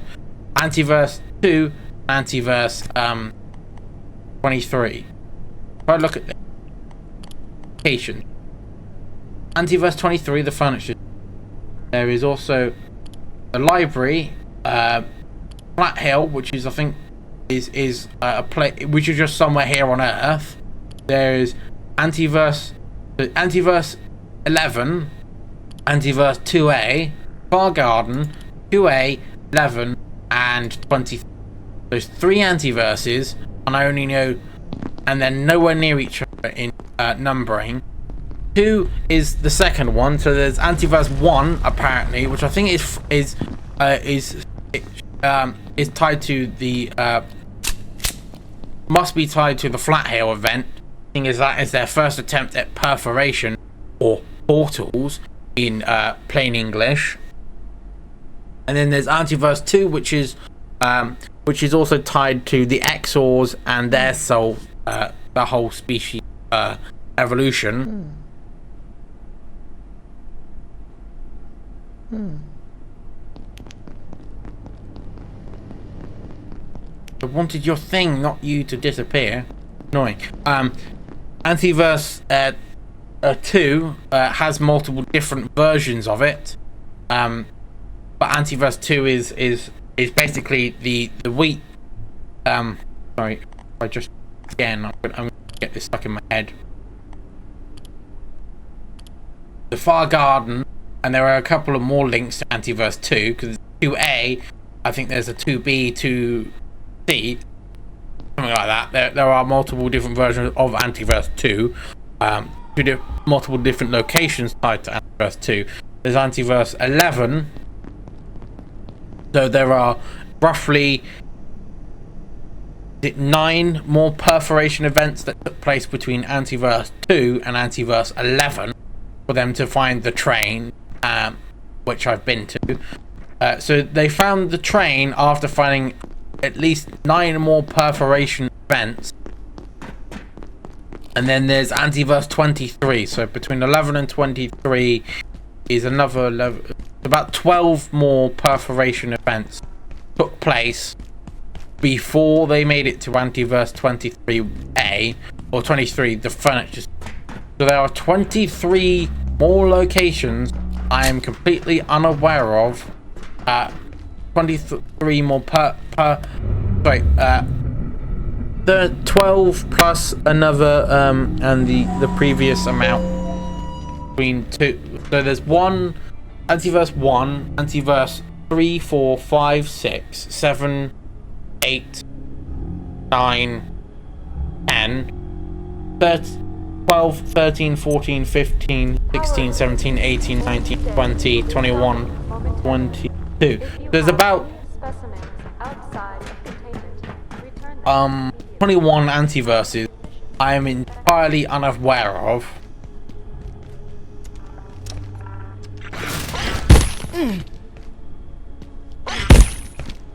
Seeing as the only antiverses I am aware of are 2, 11, and 23. That is if X1 is XI is actually 11.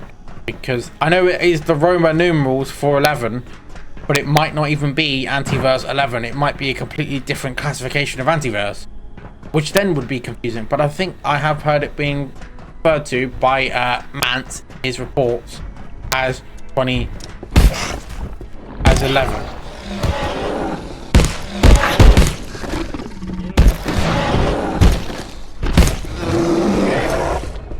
Pretty sure I have heard Mance call it Antiverse 11. So that would indicate yeah, about 21 more antiverses. I have no idea where they are, what's in them, and where they how to access the portals to such antiverses, and where to get or where those antiverses lead to. What I am going to do is travel around.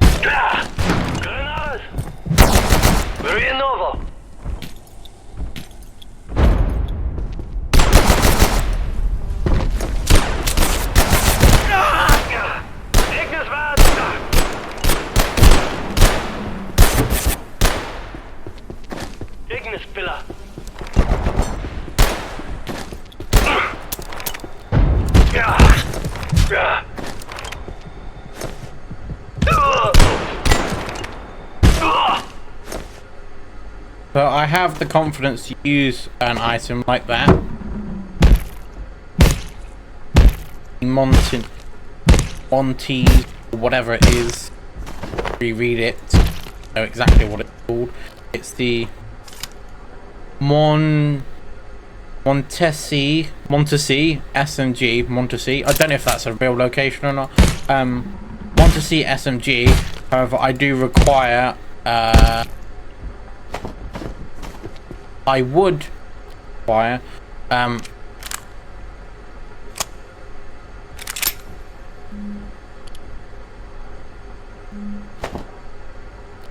I want to reload this one. I would require the biomimic arm wraps, biometric, whatever they're called, to make use of them. I don't know why I haven't been using this. I crafted this a while back and I haven't been using the healing briefcase. Why? Anyway, yeah, I would require, what are they called? Look. Crafting. Armor. Yeah. Biometric. Yeah, these ones, which I need the arms for, and more military electronic craft, which will allow me to use the SMG. I could also, at the same time, equip the bionic legs, which I hope, if I pray hard enough, these both would be usable. The allows of this one and this effect, both of these effects would be usable in from the table.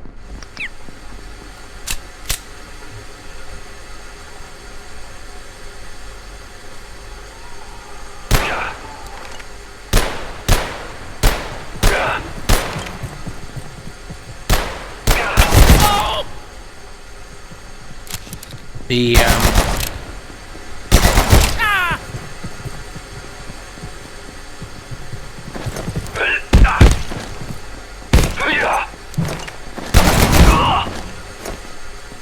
which I could only pray were usable. The effects were available from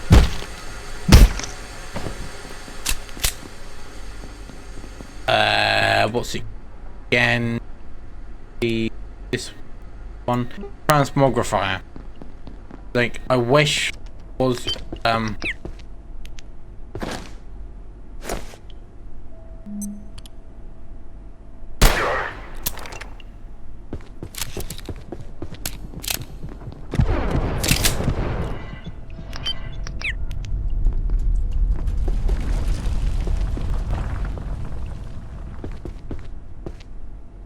I can only pray that it's available used transmogrifier. Nothing here.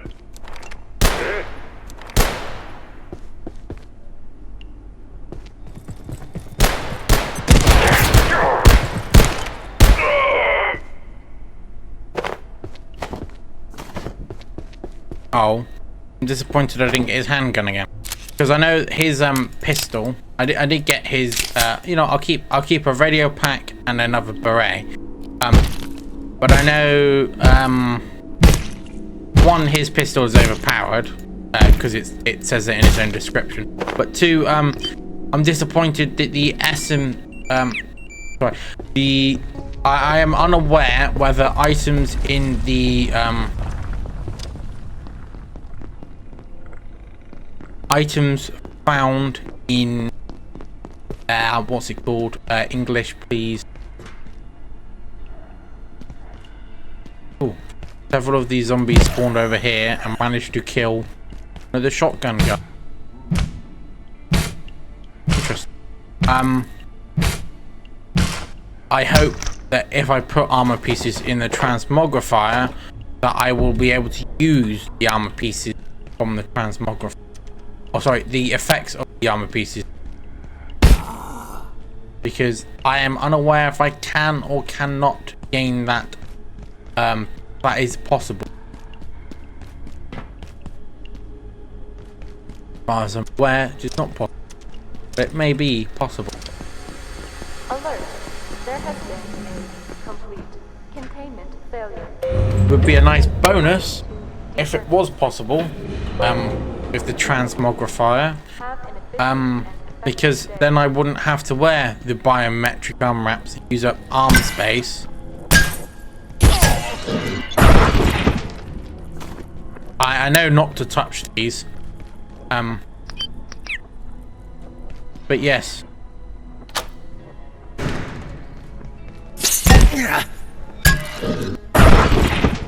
Yep, if you can't go invisible because I've got a thing that turns off your invisibility, you are no match for me. And anyway, it would be great to not have to use up an armor slot for an item that really shouldn't be an armor item, more of an item that you have on as well as armor. Because no way should something like arm wraps that provide no armor, if I read it out specifically, biometric arm wraps provide 2 armor and the legs also provide 5 armor, which are the same equivalents of wearing makeshift.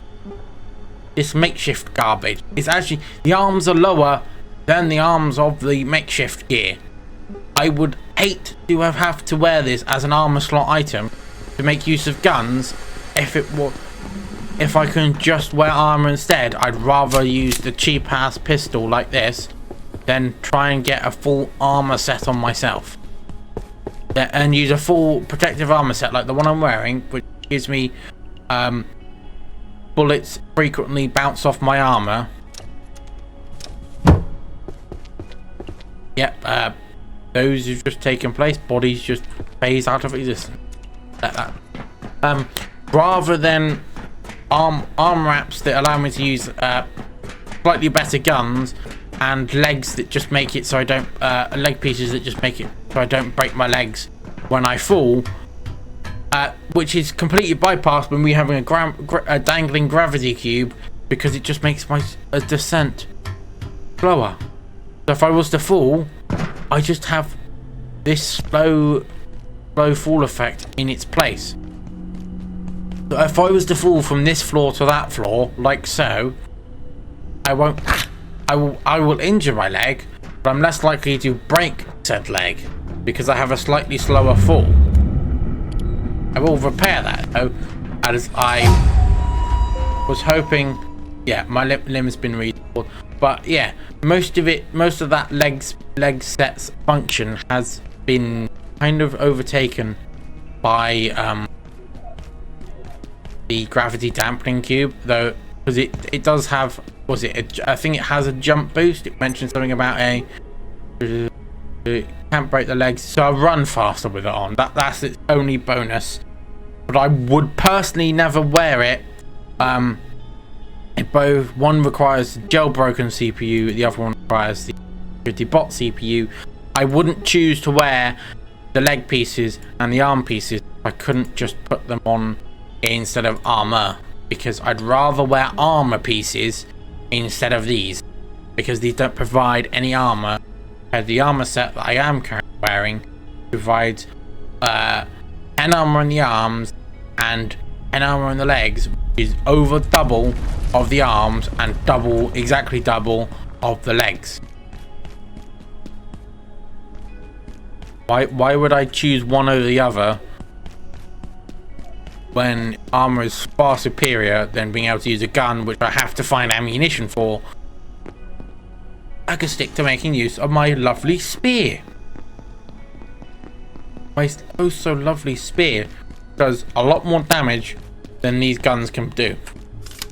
This gun in particular does 30 damage.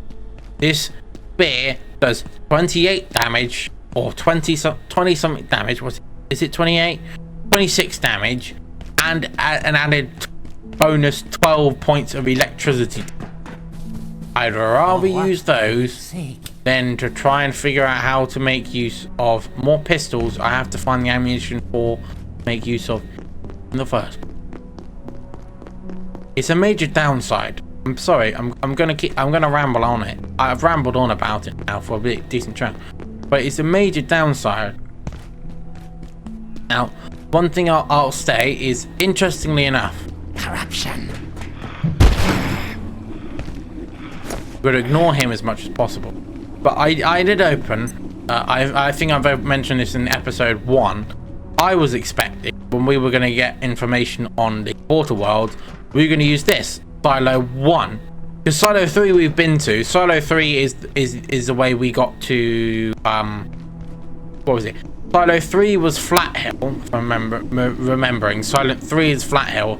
And I think was Silo 3 the access to Floor 3, and Silo, which was the Antiverse 2, and Silo... anything.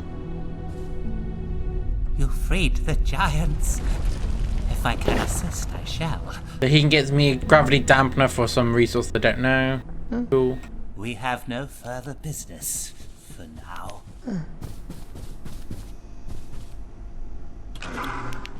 What I wanted, new game. But what was it? Yeah, it's. Oh, what was it? I would have expected to use a silo to access Portal World instead of rather what I do access. But I don't even think I don't believe is labeled.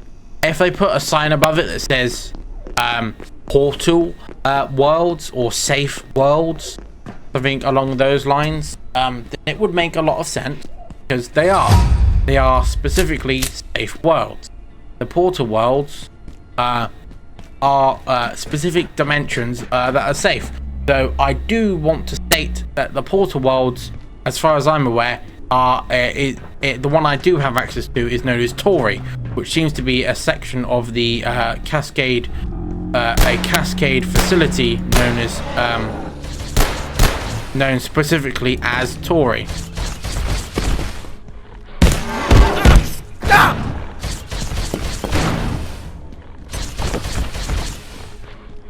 More accuracy, the Tori facility.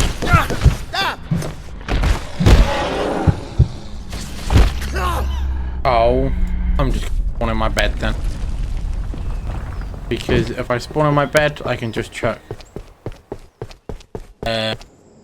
Dayak essence for the time being into storage, active, and drop off everything out. That one, that one, that one. Come into here and drop another grenade. Come into here and drop off the beret. Come over here and drop ignition. 2 more guns, 4 SMGs, and then down here is another backpack. So I've got 2 radio packs, 1 military, makeshift, basic. I do have the lab backpack on as style for the time being. Disappointed that none of the... So yeah, the antique shotgun does 30 damage, Montanese SMG does 30 damage, and the only good one would be this one, which requires a biometric lock. Is biometrically locked. Is 100 damage for the Talagi Magnum, which I only have 18 ammunition from. That's so much more disappointing than 85 ammunition I've got for the pistol. I am actually going to give up because I'm not even used to that annoying. So I will stick a nice wall clock. There we go. Because that will show the time as it ticks by, and you'll see how fast the minutes, sorry, go by. Because each time it ticks over 10, you'll see it will correspond. The hours go by significantly faster in this game than several other games I am aware of. This is...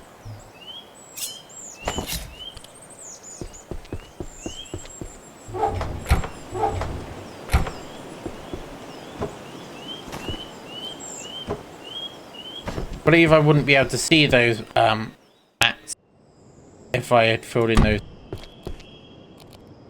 Eventually I'll probably cover the majority of this area in these mats, cover all of this open space and even in there, just to have it entirely covered in these nice looking mats compared to just plain wood floors. Have these nice mats instead, and then I'll fill in these spots. Yeah, I could look into investing to the upgrade. Something I could invest. It would require a heater to unlock. So if I go back, like some furniture.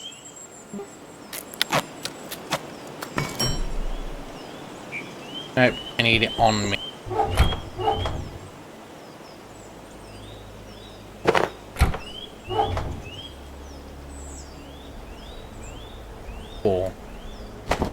Go. Bench upgrades. We've now unlocked the bench warmer. So I can turn this on and it will warm me up at night, or I turn it off. Nice. Because I keep the bench on at night. I like that ability.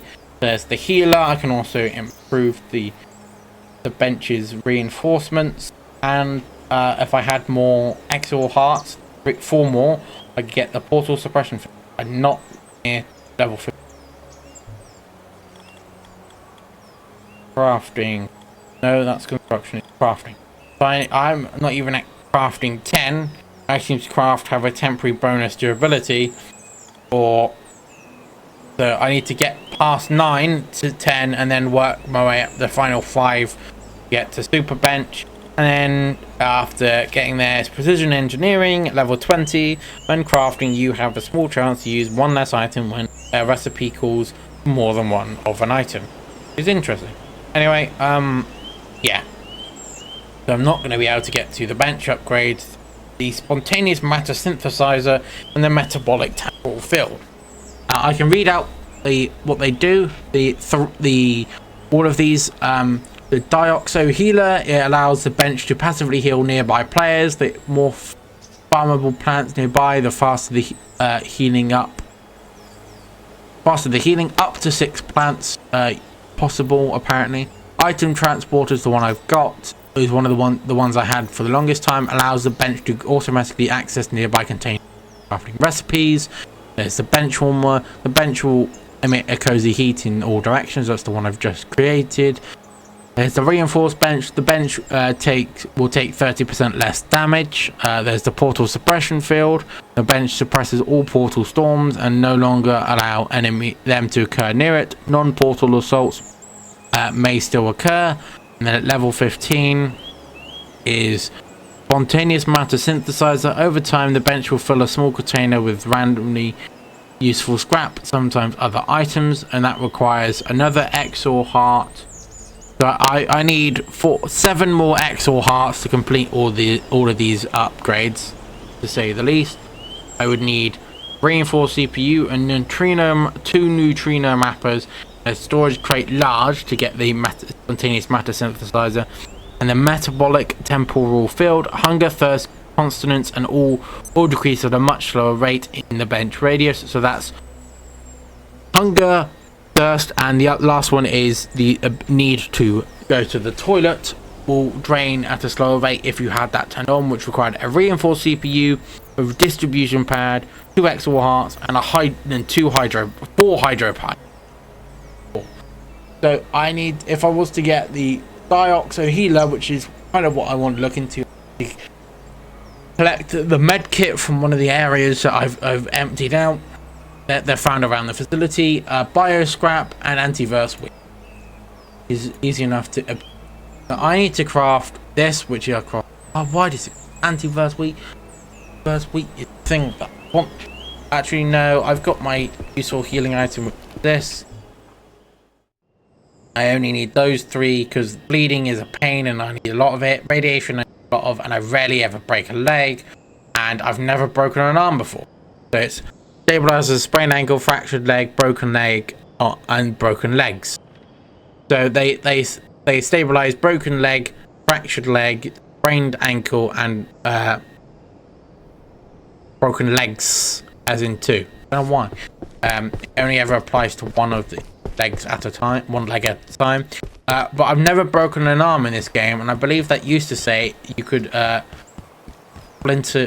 split your arm, but apparently you can't break your arms unless you can only break your legs from falling.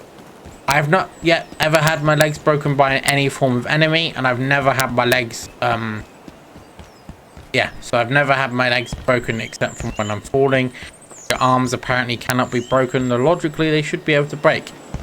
I know there are games that also have a broken leg mechanic, but I don't know why they don't often have other broken limbs, because every bone in your body is breakable quite easily, in fact. So logically you'd be able to break every body. Gonna look. Should I look into spicing up my combat?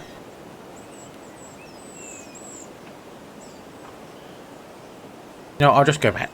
Bow again for ranged. But I do want to gain that XP. No, actually, because I need to get a knife. Knife for knife. Sit up here, knife. I'm going to take these out of here because these are weapons. Now, I used the last knife I used to craft the makeshift spear. So I need to collect a knife from somewhere in the facility. Probably I'll head back to the cafeteria because that's going to be easier for chopping up enemy corpses than rather than have spear. It also uses its lightning ability. I'd rather not have to do things. Okay? Rather just use a knife. So it will mean every time I chop up an enemy's body, I will always be covered in blood. Or whatever that species has as an equivalent of blood. So I will get the health issue of there's health status and there's health issues. I'm currently way down is my only issue. But another issue would be you get sickly more easily if you are covered in a lot of blood. Apparently. I would need a knife. I need a knife. Heading towards the kitchen.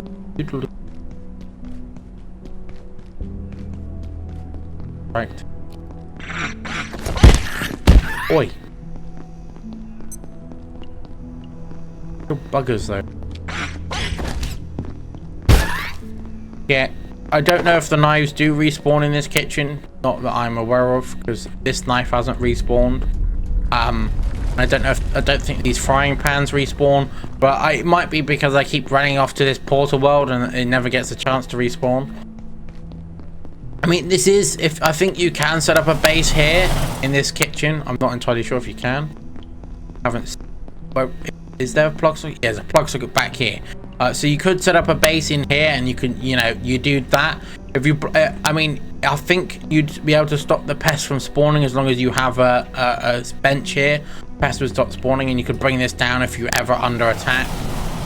But I often suggest either using stuff on. I often suggest using floor 2. But if you want to stay on the floor 1 of the office sector, you can. But if you go up past, I mean, this may look like floor 2, but apparently this isn't. Floor 2 is up here. This is floor 2. So what I say is a best base location is one up here in this security office there, or the which allows you to go over, which takes you up and over up here. Yeah, this is it. Overviews up there, which is a nice base location. I'll show you it now. Get some ammo, free ammo from here. Wow, stuff from. You get up, straight up. You come up the ladder. You walk over the entrance way there. You get a window over here which overlooks. The elevator is there. That's straight over to the data farm. Then you can walk along this way. This is where I had a kitchen space here previously. Had the storage in there. Then the main living space you'd have up here, and you can view. You get a view down there. You get the view to the entrance to the residency trams there. You get a view over there as well, and there's a recharge station down there, which is pretty decent. Really, you get a decent view from up here. Yeah, and I use this small space here. Is a decent space to put a portable toilet when you unlock that recipe. Have your own toilet in here, and you can use this space. I used a bit of storage in the corners. I often use the corners for storage, and use this section for here. I used previously for mannequin displays. For the displays, I did some farming plots down here and other bits and pieces, which is pretty cool. Or one of the other cool base locations I've done in the past. This would be cool to get through at one point. That door there, that would be. was in here, in this security office here. And so you've got all of this space. You can have 2 different levels to it as well. You've got because you can fix this with a controller, and you can close these shutters, which close these 2 bars, come down over the chain link fences down over the window, and this door, chain link door, closes. Yeah, the cool door that you open here, the nice cool security door, you only get to use a chain link door in the end. But luckily, the robot that does spawn, if you open that door there, doesn't actually it can't get through the chain link door. Cool.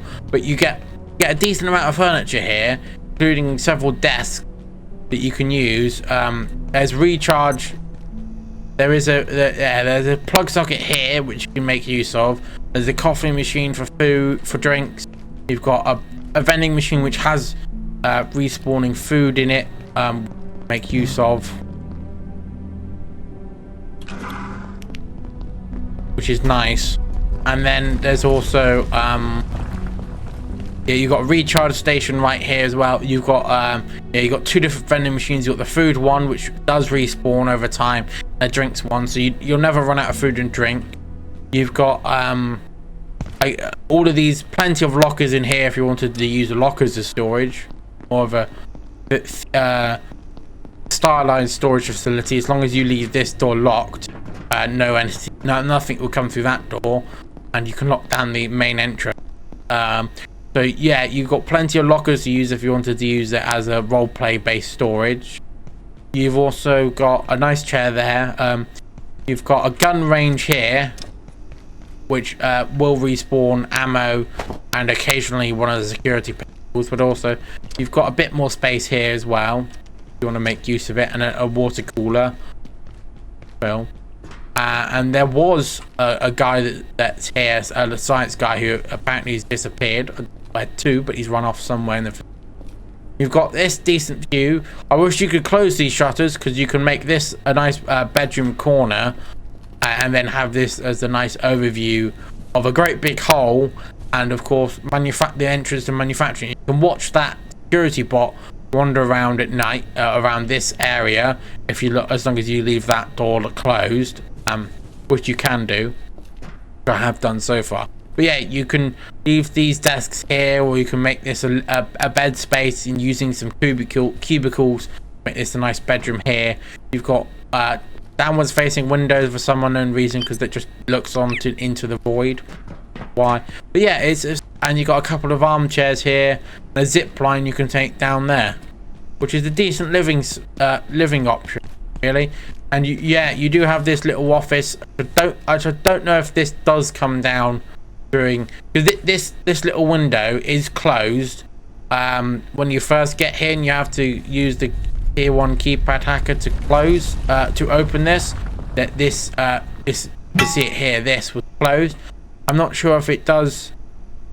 Yes, blue clearance was I don't know if it does close when you do fix the shutters. But yeah, you might be able to deal a decent amount of damage through it instead if you let one of the security robots come up or something. But you got a painting here, but you've got a nice little office space. You could either use as an office space with a charger here as well. You could use as a role-playing office space, because if I guess, truth be told, I haven't looked far too much into it, but you could try and say you're getting the facility back up and running as best as you can if you're running this on a server. Is what I'll say. This guy's still hidden in, still carrying it there, even though certain scientists who can find around the facility don't want to leave where they are, or say they won't leave where they are, do eventually disappear. Is odd. They won't be there when you return. I haven't explored the pools.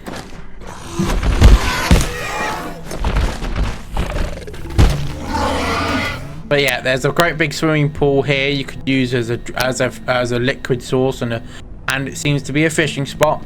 But you've got an office in here which you can make use of, which has got a plug point. You can get one of these nests. It's called a gaseous nest here. It is the nest, yes, nest, yeah. Which you can use to jump. But I believe there is something you've got in here, is it in here? I believe it is. Up this ladder here. There's somewhere nearby here that gets you, I think it might be through here. No? I thought there was a small sort of base somewhere in this sector that gives you a free low level basic backpack, the blue one. But yeah, you can go out here if you're so inclined to do so. You get lots of resources, but you get these walkways over the data farm. Unless you have what I have to jump over this, you're not likely to make this. And I know that there is one of those XORs that does roll up on level 2 here. But yeah, you get all of this space if you use the pools as a sort of base of the operation, I guess. But I thought you could get a backpack. I must have been very wrong. But then, yeah, you can drop down here. You have access to this room, and you can get back into the labs. You can get into the labs and level. And you've also got a locker room down here. You want to use it for storage in the gym section. That's the gym. There are a couple other alternately coloured karate helmets. I think I've got a blue one back at base. You've got a tier 1 backpack here, basic backpack, a karate helmet, and a white one there. And I think there is a red one somewhere around the facility. There's a red, a blue, and a white, and possibly a green one. And there was a scientist up here, but because I've progressed so far, she despawned before I could talk to her, which is a major disappointment, because I would have liked to talk to the lady here, to the scientist here. But yeah, I don't know why you can actually see these weights here if you don't ever get the chance to use them. It's disappointing. Devs, this is a thing you could make use of. I know, like, as well as these ones, and maybe even the yoga mats and these bicycle machines to increase your speed, these to increase your strength, and you've got to work your way up here to get to the higher levels of strength, and then you make use of the yoga mats to, I don't know, work on one of the abilities. I don't know what sneaking. You got strength, you got sprinting, which you use the bicycle like machines for, bicycle for. Strength you can use all the weights for. Throwing, I guess you could figure out a way to make that included, maybe a target perhaps. And then sneaking you use yoga for, make yourself more flexible to move around, right? That would be a cool thing to be able to have. The ways of improving your flexibility. It also comes with a toilet, which is nice. Yeah, this not very private toilet, but a toilet nonetheless.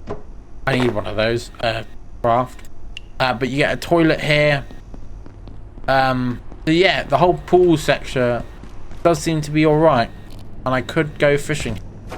So this is the lowest level of fishing you can do in the game, and yet the two. I must be coming down with something.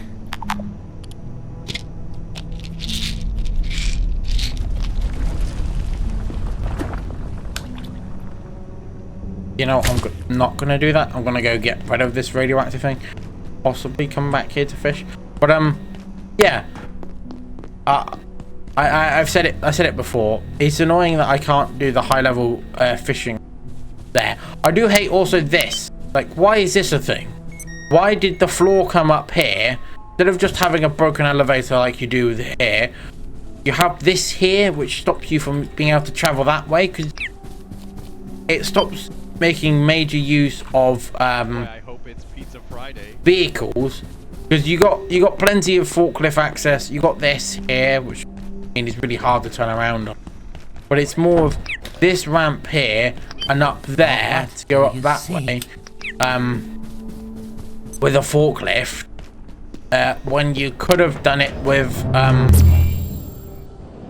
but you can't. If you wanted to go to the rest of level 2, you have to go, I believe, through the data farm, then through the pools, through the pool and gym, to then get to the main reception of level 2.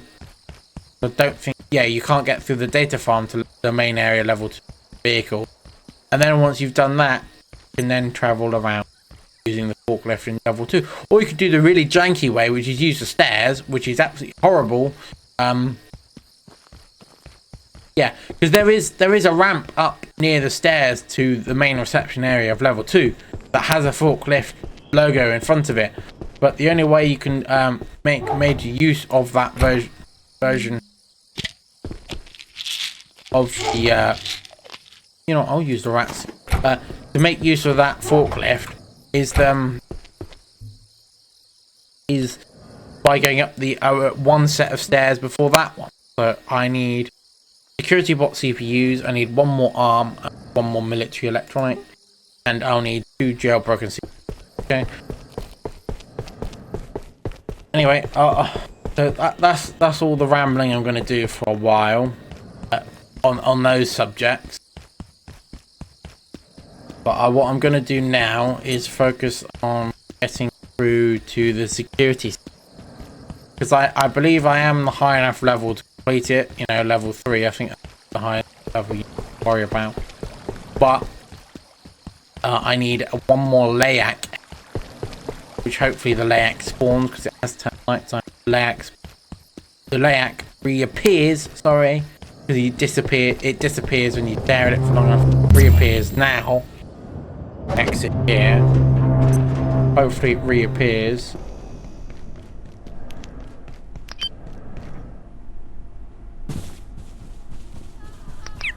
And apparently the robots reset even when I went through the portal world. Slightly odd. Oh yeah.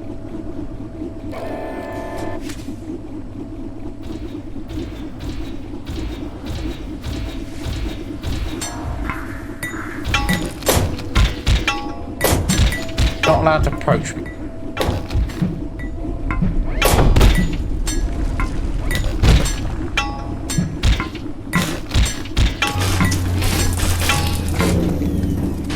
I need your CPU, thank you. Was it just one of those? Yes. It was the other type of CPU I need. Lab center, where I'm going to drop off Layak. And then if I'm still there or making my way there in the morning, hopefully the Layak will reappear. I will zap it with my X-ray lamp and gain the final bit of essence I need from it.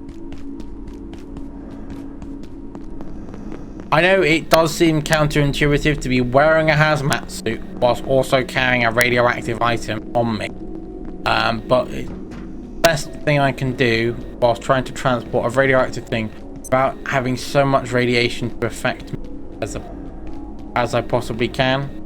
The best thing I can do is currently hold it like this and hope that me holding it in my hand is less of an effect than having it in my inventory.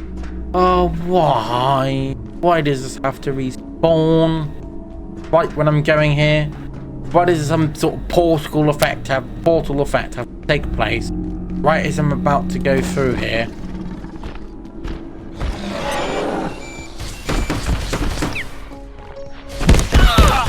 Ow.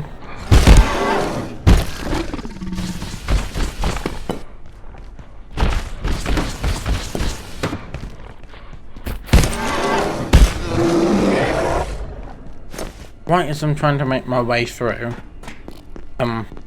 any form, I will need jump. I need to be able to jump across. I'm gonna use this. Ooh, barely made it. Got a sprint to jump that to do it safely. But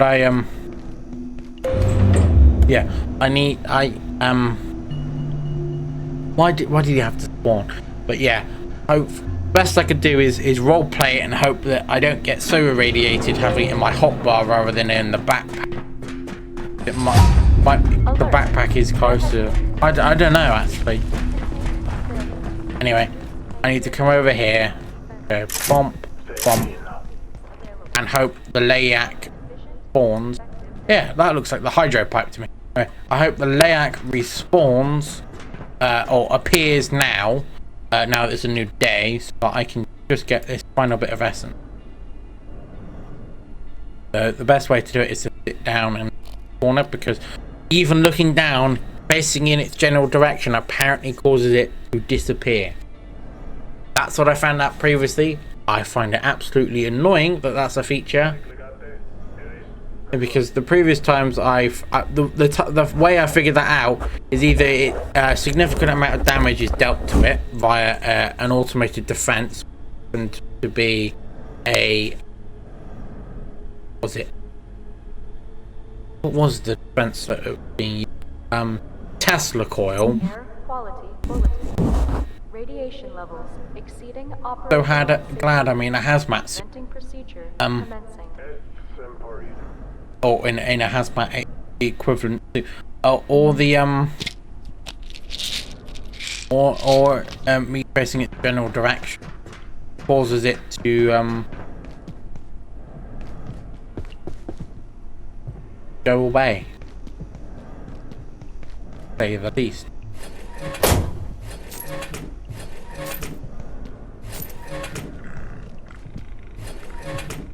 I think one of the interesting things I want to see someone attempt with the 1.0 release of Abiotic Factor, which is probably going to drag in more people into the game, is how much money can you find around the game without. So if you don't spend any in any vending machines, how much money can you not only find in containers, but also from the corpses of specific soldiers? So I know the soldiers do drop occasionally, ow, that was painful to my ears, occasionally drop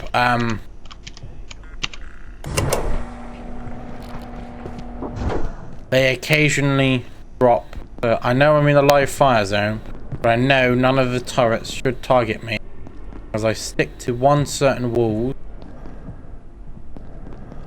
to faster. This is the fast sprint I need to worry about. This way, through here, close that behind, and up this staircase. Up this elevator, not staircase.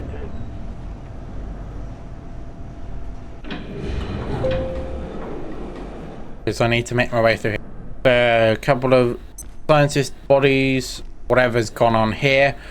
So this walkway was destroyed, but someone's put in a metal walkway underneath, it seems. And the barricade, sand-based barricade there and here, which just means that the order has gotten there. And I will see, I think, my most interesting corpse entire game. But I will just do this. Private note. I believe that Gate has the wherewithal, both political and practical, to withstand the attempts of almost any organization on the planet to interfere in our operations. There is only one group I'm aware of with the power to intrude on our operations here. Unfortunately, we seem to have fallen under their gaze, or perhaps always were. As much as Gate attempts to uncover the truth and technology behind the anomalies of this world, the Order seeks to suppress them. We are two antithetical principles, set to converge on a single point, and that avoids the obvious truth. If that point is our facility, I cannot guarantee the outcome. Well, as it turns out, it was your facility.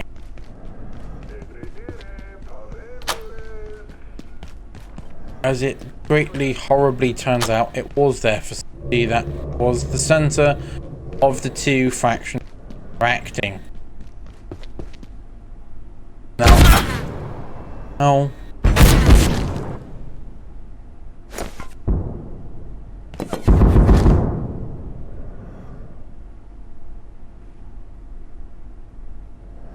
gunner over there. I wish I had my roll ability right about now. Yeah, one of the most interesting corpses lies in a corpse pile over there. Because you can see him there on that poster. Now I will show you what I mean. Ow.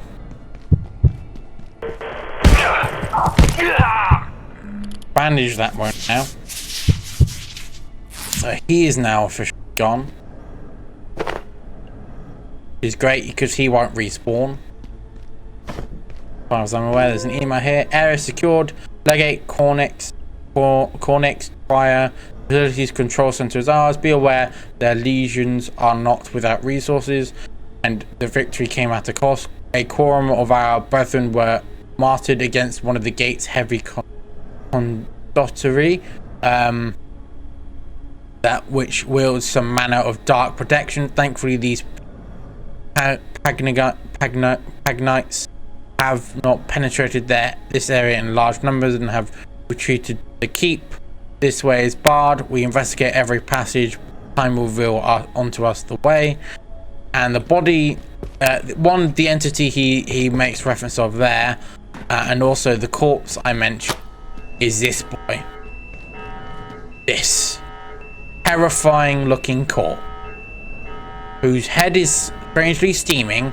He's got a gatekeeper logo painted in some form on his helmet. He's got some sort of gatekeeper insignia stamp with something there, with some parchment there.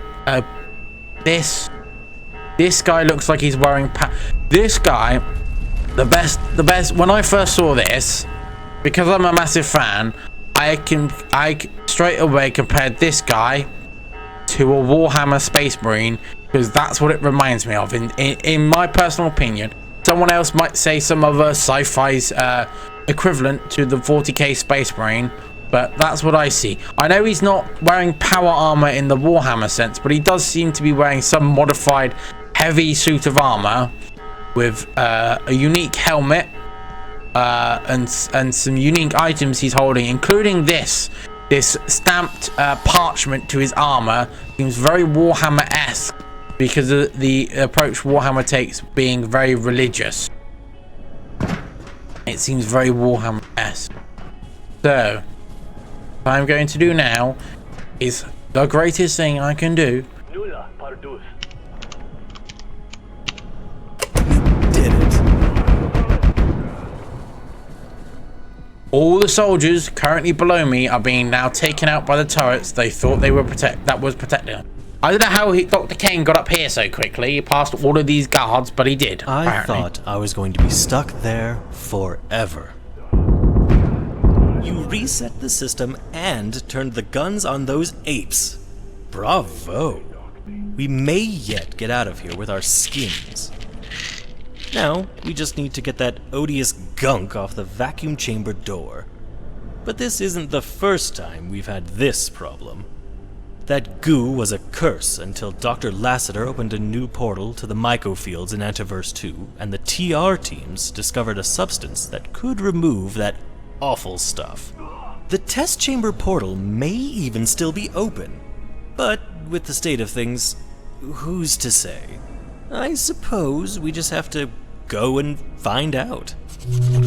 So, from previous knowledge, I'm just going to read this. Search the containment block. Dr. Kane believes he can get us to the surface elevator in security sector, but first I need to retrieve a substance from the microfields in Antiverse 2, which removes the webbing on the vacuum chamber door. Apparently there may be a portal in Dr. Lassiter's test chamber. Wherever that is, better not to plan at all, I suppose. Then there's theory, radiation leak, weather event. There's that. I'm just gonna read it through it. Following the introduction of fusion reactor testing into the plant sector of the Cascade Research Facility, Gate installed sensitive radiation detection apparatus, heavy-duty air scrubbers, and ventilation. Radiation vents are an ever-present health risk, but as long as the reactors remain stable, the danger is low. Recent revisions to the Gate immurement security protocols. GISP noted, however, that on-site perforation experiments will elevate this risk considerably if not carefully controlled. As such, GISP stipulates level 2 hazardware and frequent iodine supplements for all staff working in the vicinity of these reactors. Internal Gate researchers are also exploring the other ingestible substances to mitigate radiation effects. As a precaution, Gate technicians have installed a rapid ventilation switch in the manufacturing west shipping control tower, which may help clear the effects of the radiation leak event. If it is the Gate's Safety Committee's understanding that this would have negligible impact on surface wildlife over the next 10 years. What I will say is, what I was going to say, this one is a gatekeeper corpse. This is tied to this poster. You can see him there. That is it. That is him in his original look. He's carrying the gun, which they happen to have mounted here. So this gun here, that's mounted right here, is a thing this giant wields. As you can see in this image here, he wields such a gun, and that's what he looks like. My God, that guy is this corpse over here. Now, you cannot destroy this corpse as you can all these other corpses around here, get their body parts, but he is the most terrifying of them all, because the fact that there was a skull left here right next to his hand means he crushed someone or ripped out someone's skull right before he died. In my opinion, that is absolutely terrifying and an amazing achievement in most cases. Like, I don't think I've ever known someone, one, to be physically that large and that well built at the same time. Because I think he's about, I'd probably say he's about 8 foot tall and built like a bodybuilder. And I know for a fact, from information that I've gathered previously on him in particular, on his type in particular, he's not the only one of the gatekeepers that are out there of that build, but 2, he's genetically enhanced, which then pushes further in my belief of the Warhammer 40k style approach with because it's the over religiousness, as well as the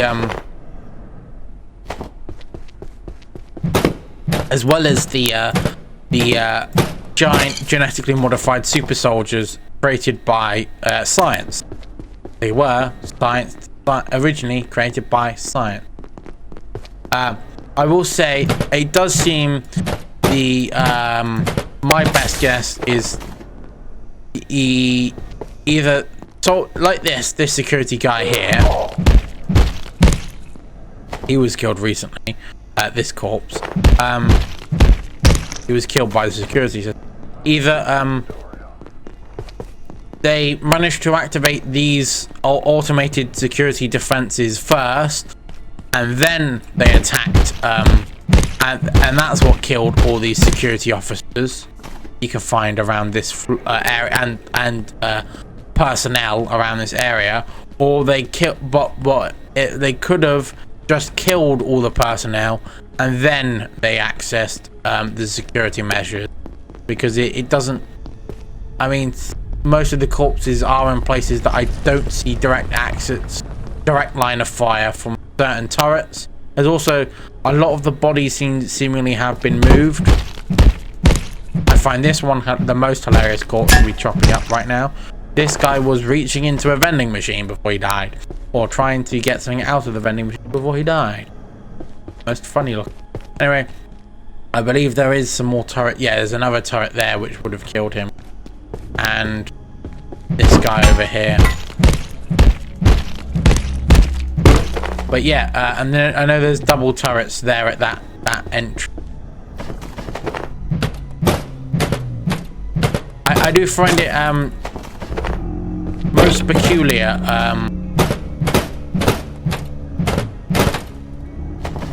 and I would love to know that what the devs here, because I know the majority of this game was based of one particular franchise in the first place. It goes with the art style as well. This gameplay was, yeah, because these officers wouldn't have been killed. I'll say these 2 security officers would not have been killed by these turrets, because these guns are impenetrable. these windows are impenetrable. Plus, that gun cannot look into here. So they were definitely killed before. I don't know how they got into this security office, seeing as I had to unlock that door, and that door is locked from inside. But I don't know how they died. But I do know that this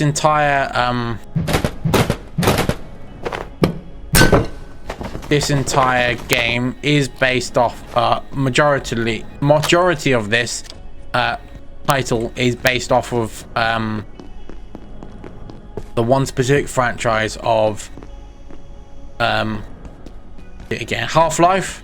That's why it's got the specific art style, even though in some of my other game intros you could see another ornate crate reference to the usage of Unreal Engine 5. Yes, these three poor individuals who tried to make it up to this the control center to survive or run away from the control center. This guy is running around here while he was bleeding. This IS 0855 clearance. Can't get in there, but it does seem quite sad. It does seem quite interesting how there are some crossovers with other material, not just what this game was clearly inspired by, which is Half-Life. Why everything looks the way it does, and why Gate seems slightly of a crossover. There are quite a bit of a crossover between Half-Life and this franchise in the way it was designed, but of course things need different names and whatnot, copyright reasons, but also that you can see some clear hints to the other franchise with things like the crowbar friend. But I will listen to this now and shut up for a moment. To anyone handling fluids of IS-121, the Tarask, be extremely careful. The I-Core has properties we've yet to fully assess, and can interfere, interrupt, or even instigate perforation events. I'm sure you're all aware of what happened to Dr. Stern last week. Luckily, we recovered him unharmed. Mostly. With thanks to the staff at Tori facility, we have the Tarask hooked up in that insufferably hot shroom room. Please ensure you do not disturb the arrangement. Oh, I'm currently stood in the shroom room. And there doesn't seem to be a Tarask in here. There's no Tarask in this shroom room. Nope, doesn't work. If I come down here, this seems to be broken. And I need Tarask Ichor to fix it. So, yes, I will look into doing that, don't worry. But for now, have a look. Yeah, hour 5. And I finished the first recording around hour 1.5, or hour 1:40. So this video going to be far longer than the last episode and all the other episodes. So I guess this is exclusive getting to this section of the facility. So this episode has been the longest episode so far in this series, and I will of course not worry about that too much. I've got some more time to at least put in another hour or two later. I might do it after sorting out this episode for episode 8, because this is episode 7 finishing up soon. I'll get back to base, drop off all my junk, clean myself up. I'll probably do myself as a cleanup and inventory dump at the end of the episode, like I have done previously, and turn off there, because I will then be looking for where this entity known as the Tarask is. Everything is in the lower section of the security back behind myself, back in the laboratories, and then eventually access the microfields. That will be the next episode, accessing the microfields, and yeah. But as you heard in there, the Tory facility somewhere through this portal world known as Tory, because this portal world is known as Tory. The Tory facility must be either this building here or somewhere else in this portal dimension, or through that portal that gets me here to Tory. There is a Tory facility that has been mentioned in several voice notes and emails from Mance and other Cascade staff members. And oddly enough, they said something about Abe Stern, or Dr. Stern, Dr. Abraham Stern, or Abe as we know him, as we've been introduced to him as, had some sort of event that should have rattled him, some shape or form, yet he seems to completely not care. To be completely honest, I've met the guy. He doesn't seem too rattled by much at all.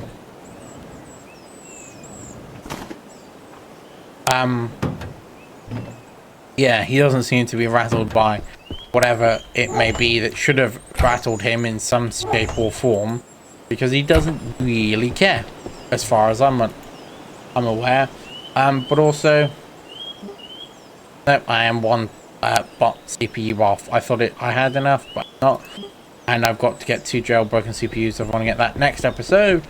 So I'm just going to finish what I'm saying. Is Abe Stern, according to that report from Mance, something happened to him earlier on, but he doesn't seem to care, and because he seems quite the same as he always was. But anyway, that's the end of this episode. Thank you for watching episode 7 of Abiotic Factor. I'll see you all next time. Please like